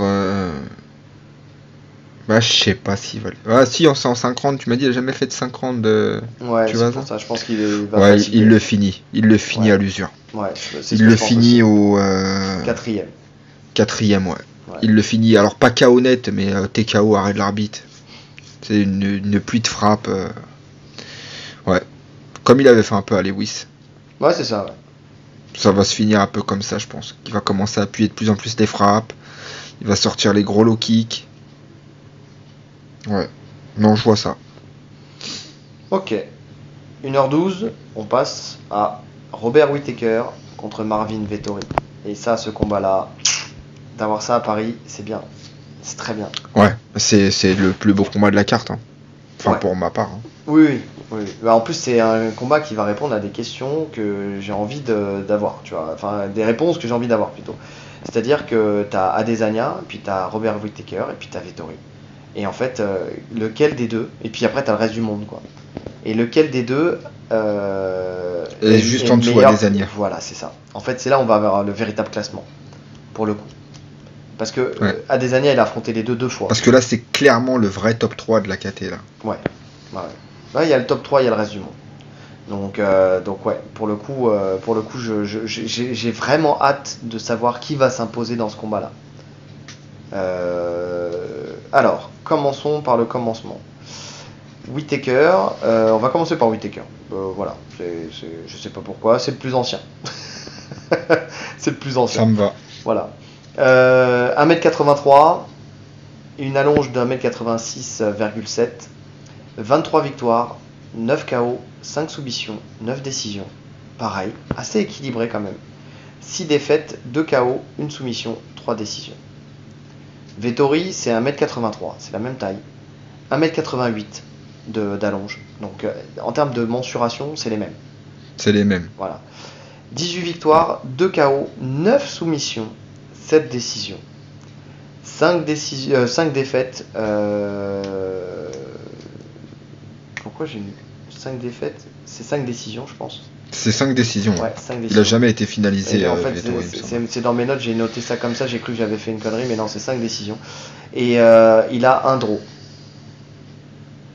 Un seul. Ok. Donc voilà. Tous les deux, leur dernière défaite, c'est face à Adesanya. Ouais. Donc Donc voilà. Ouais, non, il a jamais été fini. Même face à Adesanya, il a jamais été fini. Moi, à mon sens, d'ailleurs, je voyais. Alors, c'est vrai qu'on disait Whittaker a peut-être les armes pour battre Adesanya. Vettori, moi, c'est le premier à qui j'ai dit il aurait pu avoir une chance de battre Adesanya. Il l'a pas fait, ça s'est pas fait. Adesanya, il a été très fort, vraiment très fort, masterclass contre Vettori. Mais en tout cas, sur le papier, il aurait pu avoir les armes pour gagner contre Adesanya.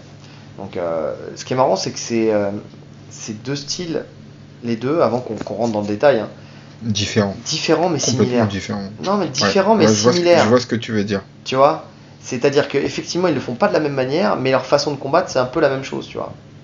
Enfin, enfin bon, on va voir ça dans le détail, mais différents mais similaires. En fait, c'est vraiment des profils. Il n'y a pas que la taille qui se ressemble, quoi. C'est des profils un peu les mêmes. Alors, attends, je veux que tu m'expliques ça, parce que je suis pas d'accord là. Pour l'instant, dans ce que tu dis, je suis pas d'accord, donc je veux que tu me l'expliques. Non, ouais, alors, parce que commence l'analyse. Ouais, c'est mieux comme ça, je pense que c'est mieux. Et petite parenthèse, Vettori, il y a un mec de la Z-Team qui s'est entraîné avec lui, Reda Hamzaoui, que je connais très bien, puisqu'on est dans le même club, ils ont fait un espèce de camp avec un autre combattant. Ah putain, j'ai plus le nom de l'autre combattant, marocain, de l'UFC aussi. Azaitar ? Ouais, je pense que c'est ça. Et donc ils ont fait quelques entraînements ensemble. Donc c'est marrant, il était déjà à Paris et donc il s'est entraîné avec un mec de la Z-Team. C'est pour ça, j'ai vu une vidéo tournée tout à l'heure sur Facebook. Ah ouais ? Je l'ai pas vu ça. Ouais. J'ai vu, alors c'était écrit en italien, mais j'avais cru comprendre. Marvin Vettori s'entraîne à Paris. Ouais. Il tournait en grappe. Dans une espèce de cave en plus, laisse tomber. Exactement. Et donc ouais, et c'est donc avec Reda. Donc c'est petit big up à la Z-Team. Boxe, donc Whittaker. Excellente gestion de la distance, du fait qu'il est souvent plus petit que ses adversaires. Enfin, tu sais, c'est vraiment pas un grand combattant pour la catégorie et donc il gère bien. Encore que je dis ça, en fait, j'en sais rien si c'est pas un grand combattant par rapport à la catégorie. Non, il est pas grand du tout pour la catégorie. Ouais. Et donc le mec, il est vraiment bon dans la gestion de la distance. Il part de loin. En fait. C'est un karatéka. Ouais. C'est clairement un karatéka dans ses attaques. Il va rester à distance, il va exploser. C'est ça. Il va exploser en ligne droite. Ouais. On l'a vu contre Adesanya, ça marchait pas forcément. En tout cas, il l'a payé lors du premier combat. Oui. Parce que c'est en fait une fois que moins dans le deuxième, mais une fois que tu as compris le rythme, tu peux le contrer en fait. Tu peux anticiper ses entrées. Mais en général, ça passe bien. Ça passe bien parce qu'il est quand même ultra explosif. Oui. Il est aussi varié parce qu'il peut aussi shooter dans les jambes quand il rentre. Il fait pas que. Oui. Il est pas obligé de rentrer que en anglaise. Il peut aussi kicker, envoyer son high kick en fin de combinaison. Mais en tout cas, il a une explosion de malade. Et c'est là où, pour moi, je suis pas d'accord avec le style, parce que tu disais qu'ils avaient plus ou moins le. Non, c'est pour ça que je dis que c'est différent. C'est-à-dire que effectivement, c'est pas la même chose. Non, mais je veux dire, c'est deux personnes qui vont boxer, qui vont lutter et qui vont avoir un bon sol. En fait, c'était ça. C'est-à-dire qu'il était bon dans les trois hommes. Ça, j'ai envie de te dire, c'est tous les mecs du MMA. Non, c'est faux. Non, c'est faux, monsieur. Non, mais je veux dire, c'est-à-dire que comme tu l'as dit. C'est des combattants complets, quoi. Non, tu l'as dit. Là, tu viens de le dire. Par exemple, il va boxer, il va casser son paradigme encore une fois en ayant de la lutte, tu vois. Et Vettori, c'est un peu la même chose. Mais ils le font pas de la même manière. Enfin, je me comprends. Il y a peut-être que moi qui me comprends, mais je me comprends. Comme disait. Comme dirait l'autre, je me comprends. Donc, effectivement, il explose de loin pour casser la distance. Il a une très bonne mâchoire. Faut le savoir. Bon, même s'il a été mis KO par il récupère bien, il se fait quand même souvent toucher. Ouais, mais il encaisse quand même. Et tu disais, effectivement, le rythme, tu peux le prendre son rythme et tout ça, à la condition d'être Adesanya. Enfin, tu vois, les autres l'ont pas pris. Déjà, ouais, c'est vrai. Il y a que lui, véritablement, qui a eu le timing et la technique et la précision pour le contrer. Parce que sinon, si on prend d'autres bons boxeurs, personne. Mais tu vois, par exemple, un Gastelum qui aurait pu, parce que c'est un bon boxeur, tu vois, qui aurait pu le faire. Très rapide avec les points en plus, ouais. Mais oui, donc il est pas très varié techniquement. Enfin, comment dire, mais ce qu'il fait, il le fait très bien en fait. Ces enchaînements, c'est jab en se projetant en avant. C'est Ouais, vraiment ils sont ouf. suivi d'un overhand arrière, souvent, ou un crochet du bras avant en cassant la distance. Tu sais, soit en fait il part avec son jab et il envoie l'overhand, soit il avance avec un crochet, tu sais, pour vraiment en cassant la distance, tu vois, il va sauter sur le crochet du bras avant, suivi du bras arrière. Il utilise beaucoup ses low kicks, surtout avec sa jambe avant. Bah, toujours, de toute façon, c'est l'arme qui est la plus longue pour lui, enfin, qui est, comment dire, qui lui permet d'être le plus à distance de son adversaire. Lui cherche vraiment à rester à distance de l'adversaire. Donc, quand tu veux Ouais, rester à low distance, kick et les side kicks au niveau du genou aussi. exactement, qui crée énormément de dégâts. Parce que ça, Et vraiment, ça, il l'avait mis dans son arsenal après son premier combat contre Romero. Oui, En fait, Romero l'avait blessé ouais, grâce à ça. Et il a vu que c'était très efficace et depuis il l'a incorporé, il le fait très bien. Et en plus ça va parfaitement avec sa garde de profil. c'est ça. Tu vois, parce qu'il faut être bien de profil pour être efficace sur ce type de coup. Et comme il est vraiment de profil, lui pour le coup, on parlait de Gann, lui pour le coup il a une vraie garde de karaté, Whittaker. Oui. Et puis, comment dire, ça va bien aussi avec le fait qu'il envoie des low kicks de sa jambe avant. C'est-à-dire que pour contrer, c'est plus dur. Parce que soit il envoie le low kick, soit il envoie le side kick. Comment tu fais? Comment tu contres? Tu vois, lequel va venir? Parce que finalement, le démarrage de l'action, quand on voit un C'est low kick de la jambe avant, c'est le ouais, même. ouais. Tu vas prendre ton appui avec la jambe arrière pour pouvoir exploser et pour pouvoir envoyer soit ton low kick. Alors, tu as peut-être une ouverture de hanche qui est un peu plus grande quand on voit le low kick. Mais de la manière dont il le fait lui façon karaté, c'est plus de la. C'est pas des low kicks qui vont te couper en deux, quoi. Il va les fouetter. Donc c'est vraiment, il va rentrer, il va le claquer, tu vois. Donc soit il claque, soit il vient, il pousse pour venir casser la jambe, en fait, casser le genou de l'adversaire, quoi. Parce que c'est vraiment ça, hein, quand tu mets un side dans le genou, c'est une technique pour blesser. C'est pour blesser, C'est pour c'est blesser, pour, voilà, c'est pour léser l'articulation, Voilà. c'est pas pour autre chose. John Jones faisait beaucoup ça aussi, enfin fait beaucoup ça aussi. C'est un truc où derrière, après, déjà t'hésites à rentrer. Et puis en plus de ça, ton appui il prend cher et derrière, pour continuer à boxer, quand t'as plus d'appui, bah c'est compliqué. Donc Ouais. il envoie des high kicks aussi avec sa jambe arrière. Soit isolé, Des gros high kicks, voilà, puissants. soit suite à un gauche-droite. Et ça, il a commencé vraiment avec. Enfin, c'est vraiment avec Gastelum, tu sais. Gauche-droite high kick, il partait fort là-dessus. Tu sais. Même avant. Hein. Oui, mais il l'a beaucoup utilisé avec Gastelum. Vraiment, c'est. Parce que contre Gastelum, c'est la première fois où il était plus sur ses appuis, un peu moins karaté. Tu sais, où vraiment, on en avait même parlé avant à Desania, où on s'était dit, on va voir si oui ou non il va rester dans ce schéma où il est plus ancré, il va chercher à frapper plus durement, ou s'il va rester dans son truc de karatéka et il va venir et il va rentrer sortir. Donc, et le gauche-droite high kick, tu sais, quand t'es bien sur tes appuis, tu sais, c'est un truc qui passe bien, quoi. Donc, surtout qu'en plus le high kick suit la droite. Enfin, c'est vraiment ce truc où on en a déjà parlé. C'est normalement tu fais point avant, jambe arrière, Non, point c'est arrière, le jambe high avant. kick qui passe par-dessus l'épaule. C'est ça. Et le fameux high kick aussi où tu profites. C'est celui qui le fait le mieux. Hein. Oui. Ce high kick là, c'est celui qui le maîtrise le mieux. Ouais. Il est magnifique son high kick comme ça. Non, et puis en plus de ça, souvent quand on voit ton gauche-droite, tu forces l'adversaire à faire un décalage de buste, enfin tu sais, une esquive latérale, tu sais. Et donc en fait ta tête vient en collision avec le high kick, donc c'est. Puis il le voit pas partir en plus. Tu le vois pas partir. Après bon, on le connaît maintenant. On sait qu'il le fait tout le temps. Comme t'as dit, il a pas une variété ouf, tu vois. Il a 3-4 attaques sur ses entrées. Tu sais qu'il va faire ça. Mais il les fait bien. En fait, il les fait bien. Tu peux avoir que 3-4 attaques. Si tu te mets dans les conditions pour qu'elles passent, elles passeront. C'est ça le truc. C'est que lui sait se mettre dans les conditions pour qu'elles passent. Déjà, c'est-à-dire que t'as 3-4 attaques, mais ça dépend dans quelle ordre tu les mets. Tu sais pas laquelle va sortir. Tu sais, c'est vraiment ça. De toute façon, s'il ne savait pas faire ça, il n'aurait pas été champion. Et puis, ça serait pas le numéro 2, parce que je crois qu'il est numéro 2 pour l'instant encore, de la catégorie. Numéro 1. Enfin, le champion, il y a le champion. Et lui, je pense qu'il est numéro 1. Ouais. Voilà, enfin, quand je dis numéro 2, tu m'as compris. Ouais. Je crois que le champion est numéro 1. C'est lui ou Vettori?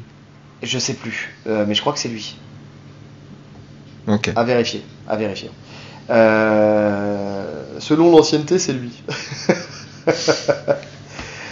Tu parlais de son side kick tout à l'heure, effectivement, c'est magnifique pour saper l'adversaire, le stopper dans son avancée. Et surtout face à un Vettori qui avance constamment en fait. ce side kick, je pense que, tu vois, c'est un peu comme contre un Romero, tu vois, il va vraiment être. Ça va le faire chier, Vettori. Ça va le faire chier. Surtout qu'il a pas un jeu de jambes de ouf, Vettori. Non. Il avance, en fait. Ouais. Donc il va le prendre, ça c'est sûr, il va le goûter, le side kick. Oui, mais par contre, attention, parce que Vettori, c'est un mec, pour le même blessé, il avance. Enfin, quand tu vois le dernier combat contre Adesanya, quand tu vois les low kicks qu'il a pris et qui continue, et pourtant Dieu sait qu'il y en a plus d'un qui se serait écroulé et qui continue à avancer constamment. Non, il est chaud. Il est vraiment très chaud. Ouais. Est-ce que tu as des choses à rajouter sur Monsieur Whittaker? Non. Vettori. Lui, c'est marrant parce que sa boxe, elle s'améliore de combat en combat. Donc, il y a beaucoup moins de fioritures. Mais, à côté de ça, il y a, à mon sens, et ça on en avait déjà parlé, une perte dans la dangerosité de sa boxe. Alors, j'ai mis les gros guillemets, de débutant, entre guillemets, qui surprend. C'est-à-dire qu'il n'est pas débutant, hein, sinon t'es pas à ce niveau-là à l'UFC. Mais bon, ça reste du MMA et il n'avait pas une boxe académique de boxeur pied-point. Et il faisait des trucs, par exemple, il envoyait en pied-point, tu sais, une combinaison avec sa jambe arrière suivie du point arrière. Là, c'est l'inverse, tu sais. Et il l'avait fait, et ça avait beaucoup fait chier Adesanya dans le premier combat. Donc, ça te perturbe. Mais oui, parce qu'en fait, ça t'empêche de c'est pas logique. Mais oui. Mais c'est pas logique en plus. Donc tu peux pas te faire contrer derrière. Parce que dès que le mec il avance pour se contrer, il prend la droite après la jambe arrière, tu vois. Donc c'est vraiment un truc qu'il avait et qu'il n'a plus. Et j'ai vraiment pris le temps de regarder les combats, les combats récents, et effectivement il ne le fait plus. Même contre Costa, tu vois, il fait plus du tout ça.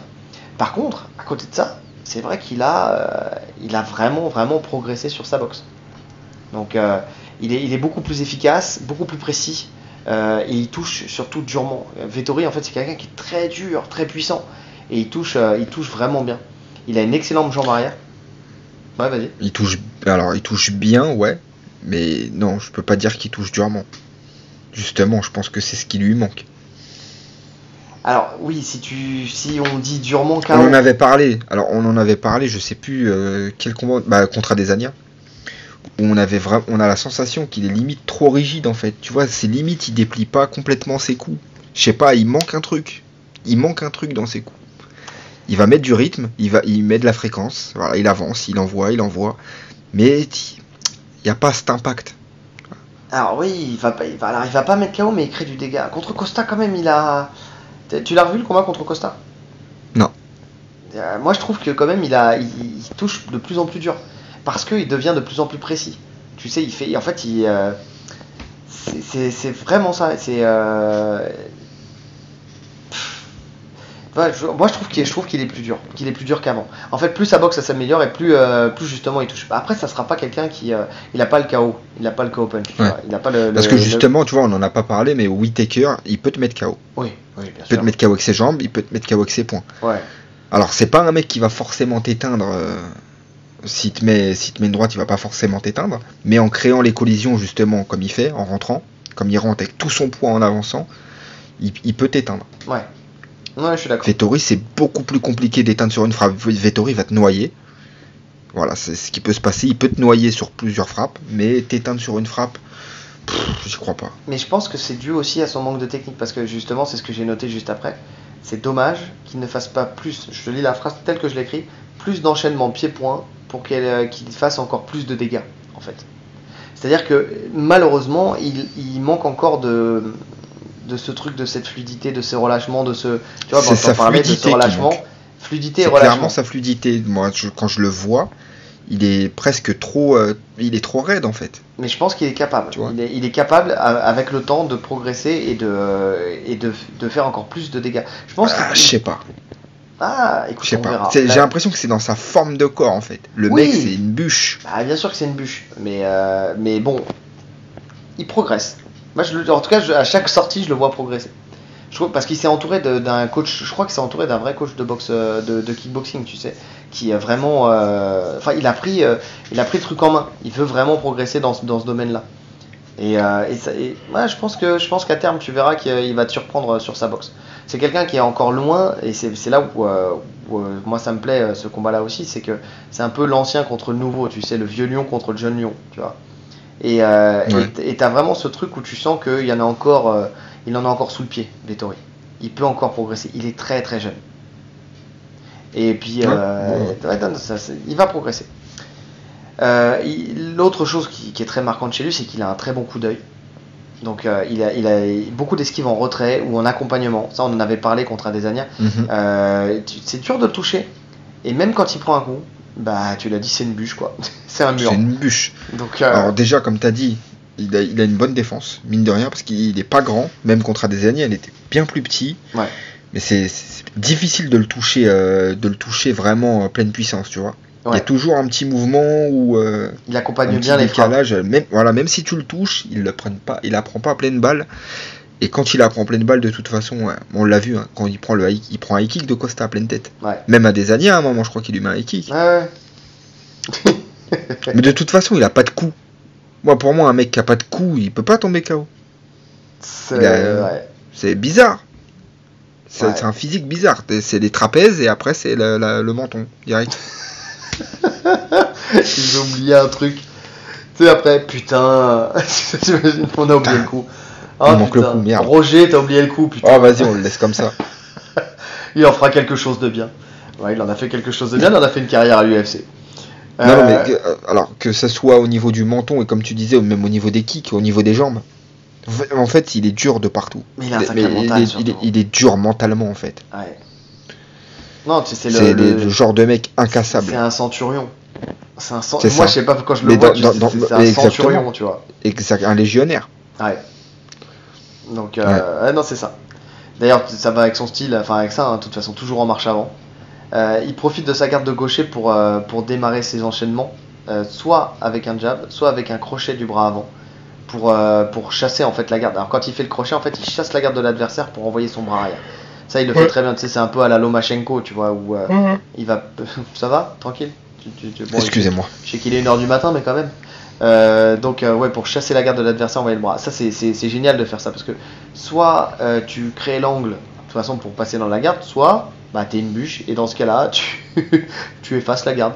Tu vois, c'est vraiment ça. C'est Lomachenko, il fait les deux. Il crée l'angle et il chasse la garde. Bon, ça c'est autre chose, c'est de l'orfèvrerie là pour le coup.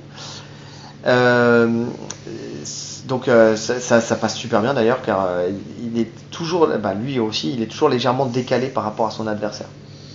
C'est vraiment ça. Il fait partie aussi de ces combattants, voilà, qui ne restent pas complètement en face de son adversaire. Donc ça lui permet en fait de passer carrément à chaque fois son bras arrière passe dans la garde de l'adversaire, au milieu de la garde.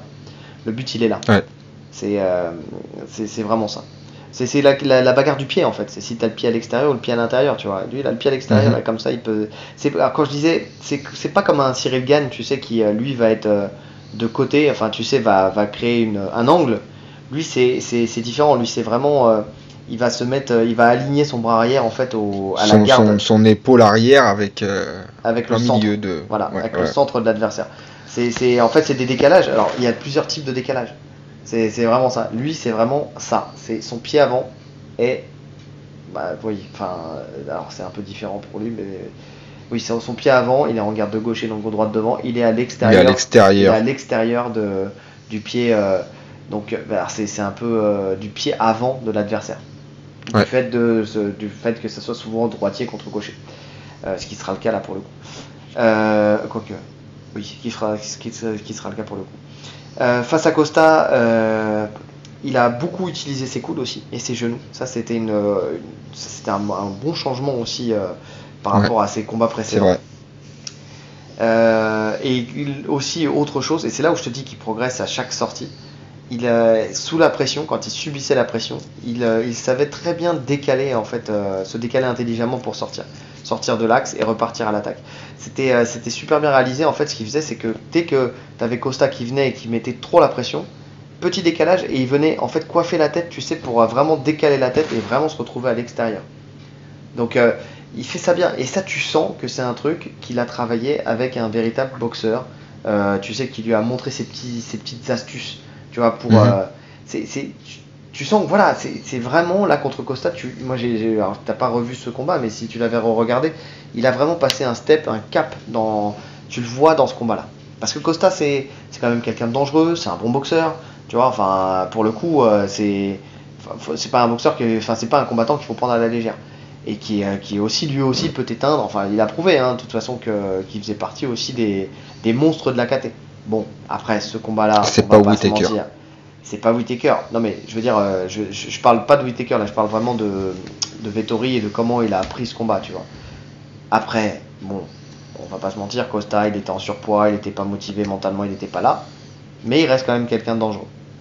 Et Vettori il l'a très bien pris en charge d'un point de vue boxe. Donc grâce à son évolution. Donc non, je pense que là encore une fois, même dans ce combat-là, il aura encore passé peut-être un step. On va voir ça. J'ai hâte de voir ça. Et on a bugué. Donc les amis, je sais pas où il en est, je sais pas comment ça se passe. Petit problème technique, c'est les aléas du direct en différé. Je sais pas qui de nous deux a eu un problème réseau, je pense que c'est notre cher Rolly, mais bon. C'est moi. C'est pas grave, c'est des choses qui arrivent. Je sais où on en était. On en était pour ce combat en boxe, en fait, qui a l'avantage. Et comme c'est toi qui as le problème réseau, c'est toi qui vas donner la réponse. Vas-y, c'est parti. Pouah. Je sais que c'est un bourbier. C'est moins facile moins facile que sur l'autre combat. C'est compliqué parce que en fait Vettori qui met constamment la pression, c'est compliqué pour Whittaker, c'est étouffant en fait, tu vois, il aura moins l'occasion d'exploser. Il va je dirais Whittaker quand même. Whittaker dans le sens où je pense qu'il peut faire plus mal que Vettori. C'est vrai que moi je voyais aussi une égalité légèrement à l'avantage de Whittaker, du fait que il peut, s'il est dans un grand jour, il peut gérer la distance et tu sais, être maître du rythme et de la distance, encore une fois comme on parlait pour le combat précédent, et donc arriver à surclasser Vettori, mais Vettori qui, attention, sur les 5 rounds il sera présent, quoi. Il sera là. C'est ça en fait, Vettori il avance constamment. Maintenant, Whittaker il a quand même des sacrés déplacements, donc juste sur ça il peut gérer plus ou moins. Ça. Mais il aura des phases où il y aura des échanges tendus. Maintenant, ce qu'il sauve, c'est que c'est pas un puncher, Vettori. Donc, si Vettori il frapperait un peu plus fort, il serait un peu plus dangereux avec ses points, j'aurais mis l'avantage en boxe. C'est ça. Mais en tout cas, comme j'ai dit, style différent, mais tous les deux efficaces. Ouais. La lutte. Donc. Tu veux nous faire croire qu'ils sont similaires, hein. Je sais pas pourquoi, t'es parti dans ce délire. Comme j'ai dit. Style différent, mais tous les deux efficaces. Ils sont pas similaires, ouais, tous les deux efficaces. Ouais, ne t'enflamme pas. Tous les deux efficaces. Lutte, donc Whittaker. Donc très bon timing. De toute façon, ça va avec son style, hein, tu sais, de karatéka aussi. Hein. En fait, finalement, c'est un peu comme un Gan. Il se concentre sur 2 techniques essentiellement. Le single leg, qu'il utilise soit pour amener au sol, soit pour amener à la cage. Sinon, il se place en fait en double underhook, donc les 2 bras sous les aisselles, pour faire un suivi d'un barrage en fait de côté, ce qui lui permet d'arriver en position latérale ou dans la demi-garde. Ça, c'est un truc qu'il a beaucoup fait par exemple contre Gastelum. Il est bon à la cage, il sait crocheter intelligemment pour faire chuter. Il sait aussi très bien quand désengager, tu vois, c'est pareil, hein, c'est toujours dans la gestion, en fait, c'est intelligent. Pas d'acharnement. Il sent quand ça va pas amener, et donc il peut reprendre de la distance à ce moment-là. Ouais, c'est à peu près tout ce que je vois sur la lutte de Whittaker. Encore une fois, hein, Whittaker, c'est quelqu'un qui fait peu de choses, c'est des choses simples, mais il les fait très bien. Donc, ouais, et il est bon à la cage, c'est assez difficile de le contrôler. Ouais. En fait, depuis ses guerres contre Romero, où il a vraiment bossé sa lutte, je pense qu'il avait fait des gros camps de lutte contre Romero. Ouais. En plus, de toute façon, il s'entraînait aussi avec l'équipe olympique australienne, il me semble. Donc, non, il a une très bonne lutte. Après, c'est pas ce qui met le plus en avant, mais en cas de besoin, il sait qu'il peut se reposer sur sa lutte. Ouais. il peut gagner un combat grâce à sa lutte, tu vois. Finalement, tu sais, c'est un peu. Whittaker, c'est un peu le Georges Saint-Pierre. Tu sais, souvent, je le compare à Georges Saint-Pierre. Ouais, Tu sais, mais moins bon, forcément. Mais qui a choisi peut-être un peu le même chemin. Tu sais, le karaté pour la boxe, enfin, entre guillemets, pour le striking. Et surtout qu'à la base, c'est un welter. Oui, ouais. Whittaker. La lutte, t'en as un qui s'entraîne avec l'équipe olympique du Canada, l'autre l'équipe olympique d'Australie. Et au sol, très bon sol, enfin, ceinture noire du jiu-jitsu brésilien, on en parlera après, mais voilà. Et donc sur le papier, après, le truc qui lui manquerait par rapport à Georges Saint-Pierre, c'est peut-être les stratégies, tu vois, l'analyse des combats. Ouais. Donc, Bah, je le vois quand même, mais ouais, Saint-Pierre peut-être un peu plus solide debout, dans le sens où un peu plus varié. Oui, je suis d'accord. Et puis c'était le Kyokushinkai. Donc, le Kyokushinkai, c'est le karaté du chaos. Non, mais ouais, effectivement. Et puis dans la prépa physique, surtout. Dans l'intelligence de la prépa physique. Non, il y a des petits éléments comme ça qui fait que Georges Saint-Pierre. Mais oui, voilà. ils ont un style assez ouais, similaire. C'est similaire. Ensuite, Vettori. On va accélérer un petit peu parce que je sens que ton réseau, il est pas ouf. Ah, il est pas fiable à 100%. Monsieur à la fibre, on se demande pourquoi. En plus. Vettori, très bon lutteur lui aussi. Il avance avec sa. Pas la même lutte, c'est pas pareil. Non. Mais bon lutteur. Ouais. Il avance avec sa boxe en ligne pour venir en fait ceinturer à la cage, où il met une grosse pression. Et après il tire en fait pour basculer l'adversaire. En fait c'est vraiment ça et le faire chuter. Lui c'est vraiment ça. Lui c'est en gréco. C'est ça, pression, il tire, il fait chuter. Il profite en fait de ta résistance pour t'amener. Très puissant. Et très fort pour retourner les attaques adverses aussi. Et il prend les scrambles à son avantage. Ça c'est vraiment une grosse force aussi. De toute façon il est super stable, tu le sens. Ouais. C'est pas le genre de mec facile à amener au sol.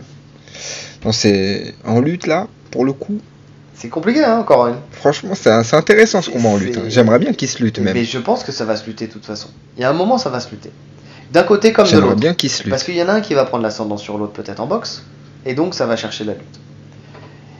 Et surtout que lui en plus il est très bon. Alors contrairement à Whittaker, c'est vrai que ça je l'ai pas dit, mais Whittaker il a du mal à conserver ses adversaires. Que ça soit en lutte ou au sol. Je crois que je l'ai mis dans la partie sol ce truc là. Mais il a du mal à rester au contact avec l'adversaire. Et souvent donc il préfère. Il n'a pas d'excellente position. Voilà, il préfère relâcher plutôt que de s'acharner entre guillemets. Contrairement à Vettori. Et il n'est pas dans la pression en fait, Whittaker. Ouais. Alors que Vettori, tu sens que c'est pression constante. Ouais, il reste au contact de l'adversaire. D'autant plus en lutte. Ouais. En lutte, il te met une pression. C'est ça. En fait, quand l'adversaire cherche à se relever, lui, il refait chuter. C'est vraiment ça. Et il sait aussi être opportuniste dans sa lutte, parce que tu vois, contre Costa, par exemple, il a fait une magnifique esquive qui lui a permis de ceinturer en fait et de passer dans le dos de Costa. Donc il arrive à matcher son coup d'œil en boxe avec sa lutte aussi, tu vois. Donc c'est pas mal. Et encore une fois, tu vois, pour le coup, tu vois, c'est deux styles, deux bons lutteurs, mais avec un style différent. Tu vois, c'est en ça que je te dis, en fait, où sur le papier ils cochent les mêmes cases, mais ils le font pas de la même manière. Différemment. Tu vois, c'est quand je faisais d'analyse, c'était ça qui ressortait. C'est qu'ils cochent les mêmes cases, mais pas de la même manière. T'en as un qui est plus aérien et t'en as un autre qui est plus dur, quoi. C'est vraiment ça. Plus dans la pression, ouais. Et pour ce combat, t'as quelque chose à rajouter pour sa lutte à Vettori ? Non. Oh, lui aussi, hein, en fait, et c'est ça aussi, voilà. Aussi. Pourquoi je disais aussi similaire ? Parce que les deux font pas énormément de choses. En fait, ils font des choses simples, basiques, mais ils font leur truc à eux. Tu vois, c'est en ça que je te dis vraiment profil un peu similaire, mais différent. Dites-moi en commentaire si vous êtes d'accord avec moi ou pas, parce que je me sens seul là. Donc pour ce combat, mais écoute, franchement, c'est compliqué. Ouais. Pour ce combat, j'ai presque envie de te dire, moi, pour ce combat, si j'en vois un imposer sa lutte, ça serait plus Vettori. Exactement, c'est ce que j'ai dit. J'arrive plus à le voir, parce qu'il nous l'a montré sur ses derniers combats, en fait. J'arrive plus à le voir contrôler Whittaker à la cage, même sans forcément réussir à l'emmener, parce que c'est quand même compliqué d'amener Whittaker et de le contrôler, mais je le vois bien là, arriver à contrôler une partie du combat à la cage. Ouais. Ouais, moi je suis d'accord avec toi. Moi j'ai mis pour ce combat toujours une égalité, parce que pour l'autre j'avais mis aussi une égalité, mais avec un petit plus pour Whittaker, et là je mets une égalité avec un tout petit plus pour Vettori, tu vois. Donc, Ouais. Et j'ai du mal à voir Whittaker l'amener. Et quand bien même il il ne l'amènerait, stabiliserait pas. comme tu as dit, je le vois pas, je le vois pas le contrôler. C'est ça. Donc si amener au sol et contrôle il y a, ça serait plus Vettori pour moi. Mm. Je pense que effectivement, Whittaker, ce qu'il ferait, c'est peut-être prendre le single pour aller à la cage. Tu sais, sur un moment où il serait un peu en galère, tu sais, mais pour venir, tu sais, Ouais. voilà, se calmer les choses à la cage. Mais même là, Mais je le vois pas le contrôler à la c'est cage, ça. il se ferait renverser Mais à la c'est cage. ça, c'est ça, c'est ça. Non, non, il est trop puissant. Après, on peut peut-être être surpris, hein, mais je vois Vettori plus puissant. Ouais. Sol. Whittaker, donc ceinture noire de jiu-jitsu brésilien, de la Gracie Barra, En 6 mois ou pas? en 6 semaines. Lui, Putain, faut se tirer en Australie. faut se tirer en Australie, ils ont des écoles bien meilleures que les nôtres, hein, quand même. C'est parce Attends, qu'ils font du non, il est JJB. néo-zélandais ou australien? Il est australien, Whittaker. Ok. Oui, je crois. J'ai toujours un Oui, doute. non, non, je crois que c'est australien. Hein. Oui, je crois que. Je sais Bah plus. écoute, on le saura bientôt. De toute façon, on va prendre un commentaire dans la tronche. Donc, on le saura bientôt. Mais s'il est australien, bah, s'il est néo-zélandais, bah, Van, elle va tomber à l'eau. Mais que tu m'as coupé dans ma vanne. J'allais dire, il faut du JB avec des kangourous, tu te progresses plus vite. Mais bon, si c'est néo-zélandais, ça passe plus. Donc, Whittaker, ceinture de JJB. Il est très bon au sol. Il cherche toujours à évoluer vers une meilleure position. Ça, c'est vraiment le truc de Whittaker, c'est qu'il cherche, voilà, il va pas rester dans une garde ou dans une demi-garde. C'est aussi pour ça qu'il a du mal à contrôler en vrai. Oui, oui, c'est ça. C'est qu'il Parce que crée des moments de transition. plus mouvement il y a, plus c'est compliqué de contrôler. C'est ça. Il est rarement dans la garde. Enfin, en tout cas, il reste rarement dans la garde. Il met beaucoup de pression afin de faire bouger en fait. Il fait bouger l'adversaire, ce qui lui offre l'opportunité d'améliorer sa position. Vers le dos, par exemple. C'est souvent une position qu'il cherche. En fait, son idéal, c'est d'aller chercher le dos, comme beaucoup de combattants. Ouais. Mais voilà, il met quand même de la pression. C'est ça qui est paradoxal. C'est que, par contre, tu vois, il arrive quand même à garder une pression constante. C'est paradoxal parce qu'il met de la pression, mais il laisse des opportunités de fuir. Voilà, il la met, mais il la met pas bien. Non, je rigole. Non, il arrive quand même souvent assez fin. Il arrive souvent à passer très rapidement la garde. Il cherche de toute façon à passer la garde et après à venir contrôler effectivement sur la monte ou sur le dos. Plus souvent le dos d'ailleurs. Donc voilà. Son défaut, c'est ce qu'on disait, il a du mal à excusez-moi, il commence à être tard. À conserver ses adversaires au sol et il manque de réussite sur ses soumissions aussi. C'est vraiment pas un gros soumetteur. Il n'a pas soumis depuis. Bah ça va avec ce qu'on dit en fait. Hein. À partir du moment où on sait que pour avoir une soumission, il faut un contrôle fort avant. S'il n'y a pas de contrôle fort, que tu la prends un peu à l'arrache, c'est compliqué. Il n'a pas soumis depuis 2011 au Legend FC. Ouais, donc il a jamais soumis à l'UFC.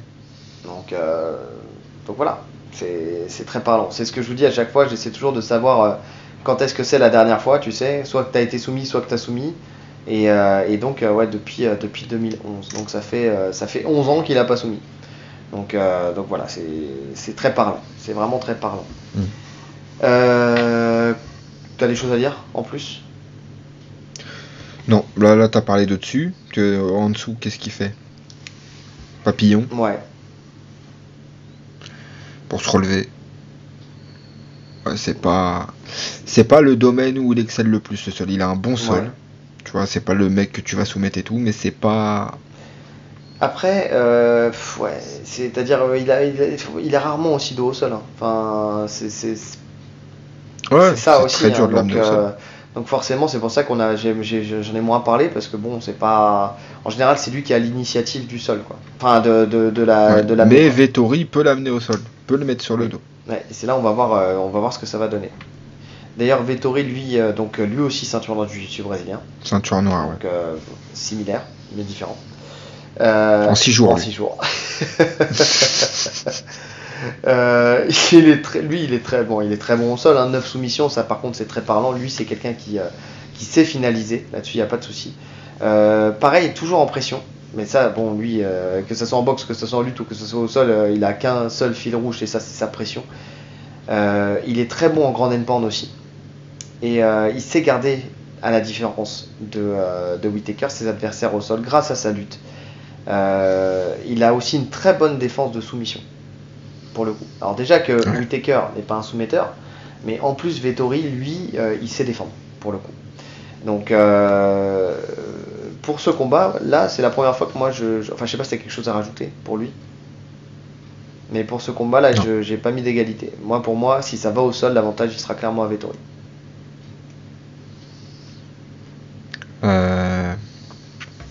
Ouais, je suis d'accord.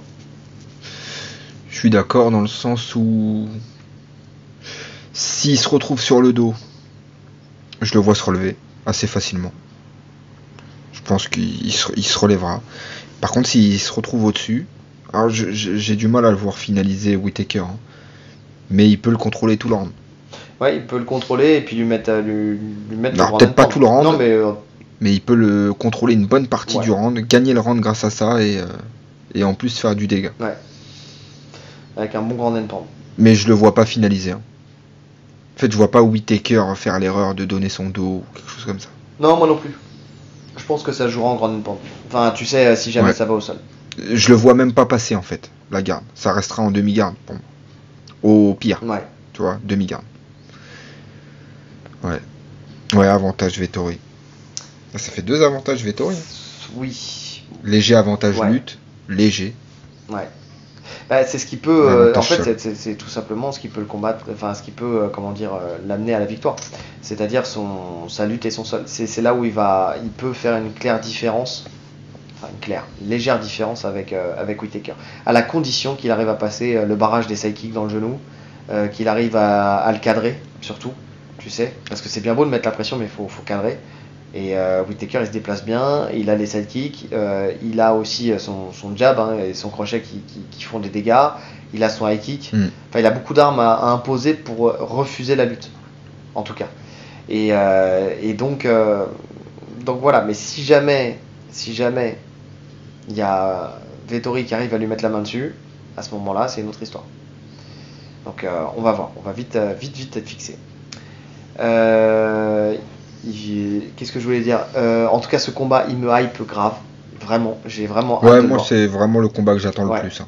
Comme je disais au début, c'est les deux numéros 2 pour moi qui vont montrer qui a sa place pour réaffronter encore une fois Adesanya, quoi, et montrer que voilà, c'est qu'il y a s'il y a ce top 3, il y a le reste de la catégorie, et là même au-delà de ça, qui sera le champion, parce que Adesanya il a clairement dit qu'il faisait son combat contre Pereira, et après il va remonter. Adesanya va remonter, il va retenter sa chance au-dessus.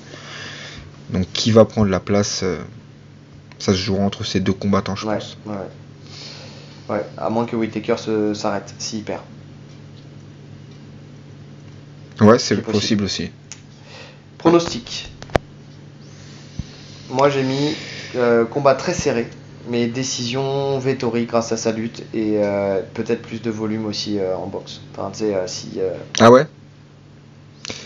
Et bah moi je vais te dire Whittaker parce que c'est en 3 rounds. Ah ouais. Tu vois, sur 5 rounds, je pense que oui. Je pense que Vettori, il prend le 3, peut-être 4, 5. Enfin, plus ça avance, plus sa pression elle va être. Plus Whittaker va être. Il sera moins mobile, donc plus facile à attraper. Mais sur 3 rounds, je le vois facilement prendre les 2 premiers rounds, tu vois. Oui, c'est vrai que j'ai pas pensé 3 rounds. Mais bon, c'est pas grave. Moi, je garde quand même Vettori. Je pense place à la jeunesse, tu sais. Il a envie, il a le mental. On sait que Whittaker, son mental, il peut être aussi vacillant aussi. Donc, non, je garde. Là, il a l'air dans un bon mood. Donc, on verra. On verra sur cette Fight Week, comme d'habitude. Les décisions aussi. Tous les deux décisions. Ouais. Mais combat intéressant. Je pense pas que ça va être un combat chiant. Oui. Il y aura de l'action. Ouais, je suis d'accord.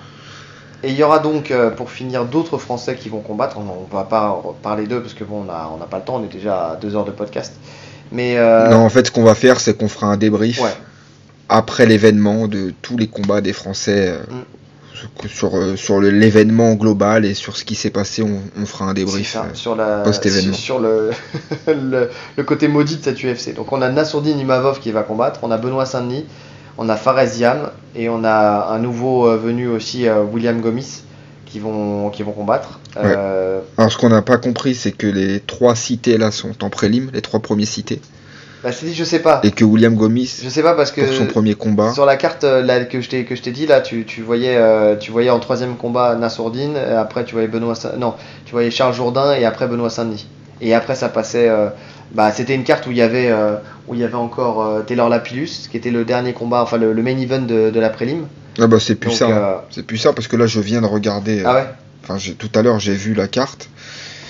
Donc c'est le seul Français qu'il y a sur la main carte, c'est Gomis et donc Cyril Gane.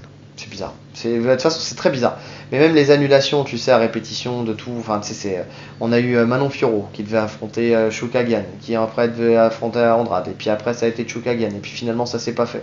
Après il y a Doumbé qui a été victime de la réglementation française, qui est du n'importe quoi quand c'est un combattant comme Doumbé qui a la ceinture du Glory, quoi. C'est pas quelqu'un qui débute dans la discipline, enfin qui débute dans le monde professionnel d'un sport de combat. Donc il devrait y avoir des passes droits dans ces conditions-là. Ça va venir. Hein. Ils sont en train de travailler dessus, mais bon, malheureusement, là, ça a été fait trop tard. Après, soi-disant qu'ils ont proposé 2 adversaires qu'il a refusé, bon, je ne sais pas. Après, j'ai vu aussi qu'il il disait qu'il était dégoûté. Bon, après, c'était à chaud, hein, mais ça se trouve, c'est même pas sûr qu'il continue une carrière dans le MMA. Qui combattent à l'UFC. Ouais. Mais même dans le MMA, il parlait du MMA complet. Il dit, ouais, ça m'amusait, mais ça m'amuse plus. Donc, c'est même pas sûr. On en parlera plus tard. Lapillus qui s'est blessé à la main. Zara Fern qui s'est blessé aussi. Autant dire que voilà, c'est cette carte qui était presque 100% française. Bon, ça. Il y a plus de Canadiens que de Français. Ça a évolué différemment. Donc voilà. Mais bah écoute, on va pas se plaindre. Première UFC en France. Ça. Nous, on n'y sera pas. On sera devant notre télé. Exactement. C'est diffusé gratuitement sur l'équipe 21. Ouais. Donc profitez-en. C'est ça. On n'y sera pas pour des raisons, en fait, c'est même pas financière. Pour moi, c'est pas financier. C'est que sur les préventes, on pouvait l'acheter qu'une seule place et je devais y aller avec madame. Et je voulais pas y aller tout seul comme un tocard. Donc je préfère le faire. Non, pour moi, c'est purement financier. Hein. Je préfère le regarder chez toi tranquillement, devant ta télé, qu'une bonne pizza. Putain, en plus, il va même pas payer le courant. Que dalle, 0. Et il prendra la 2e pizza gratuite en plus. Quel connard. En plus. Putain. Donc voilà. Tout bénef. Mais en tout cas, on fera effectivement un débrief de cette UFC là. Donc voilà. Mais en tout cas, il me tarde de le voir quand même. Il me tarde de le voir parce que c'est quand même un moment historique. Mais bon, tu sais quoi, c'est marrant. Hein. J'ai toujours dit avant que l'UFC soit légalisé, je serai dans le premier événement MMA en France, machin. Il y a eu le Bellator, il y a eu le Covid. J'ai été niqué, j'étais dans les places qui ont été supprimées. Ensuite, là, l'UFC, il y a eu cette histoire de place où ils te vendaient une place par une place. Donc, pour y aller tout seul, c'est pas intéressant, donc j'y vais pas. Bon, bah écoute, comme d'habitude, ça se passera devant la télé, et puis voilà. Donc, ceux qui y seront, en tout cas, il y a une pensée pour nous. Si vous voyez une caméra, faites-nous un coucou à Tatami Connexion. Et puis voilà, on se retrouvera très rapidement, nous, sur un nouveau podcast. Bon, ouais. Fin de podcast, 1h58, je pense que c'est pas mal. 1h58. Pardon pour les problèmes techniques, n'hésitez pas à vous abonner comme d'habitude, à liker, à commenter, à partager tout ce qu'il y a à faire. Et puis il nous reste plus qu'à vous souhaiter une bonne journée ou une bonne soirée en fonction de l'heure à laquelle vous nous écoutez. Allez, salut. Ciao.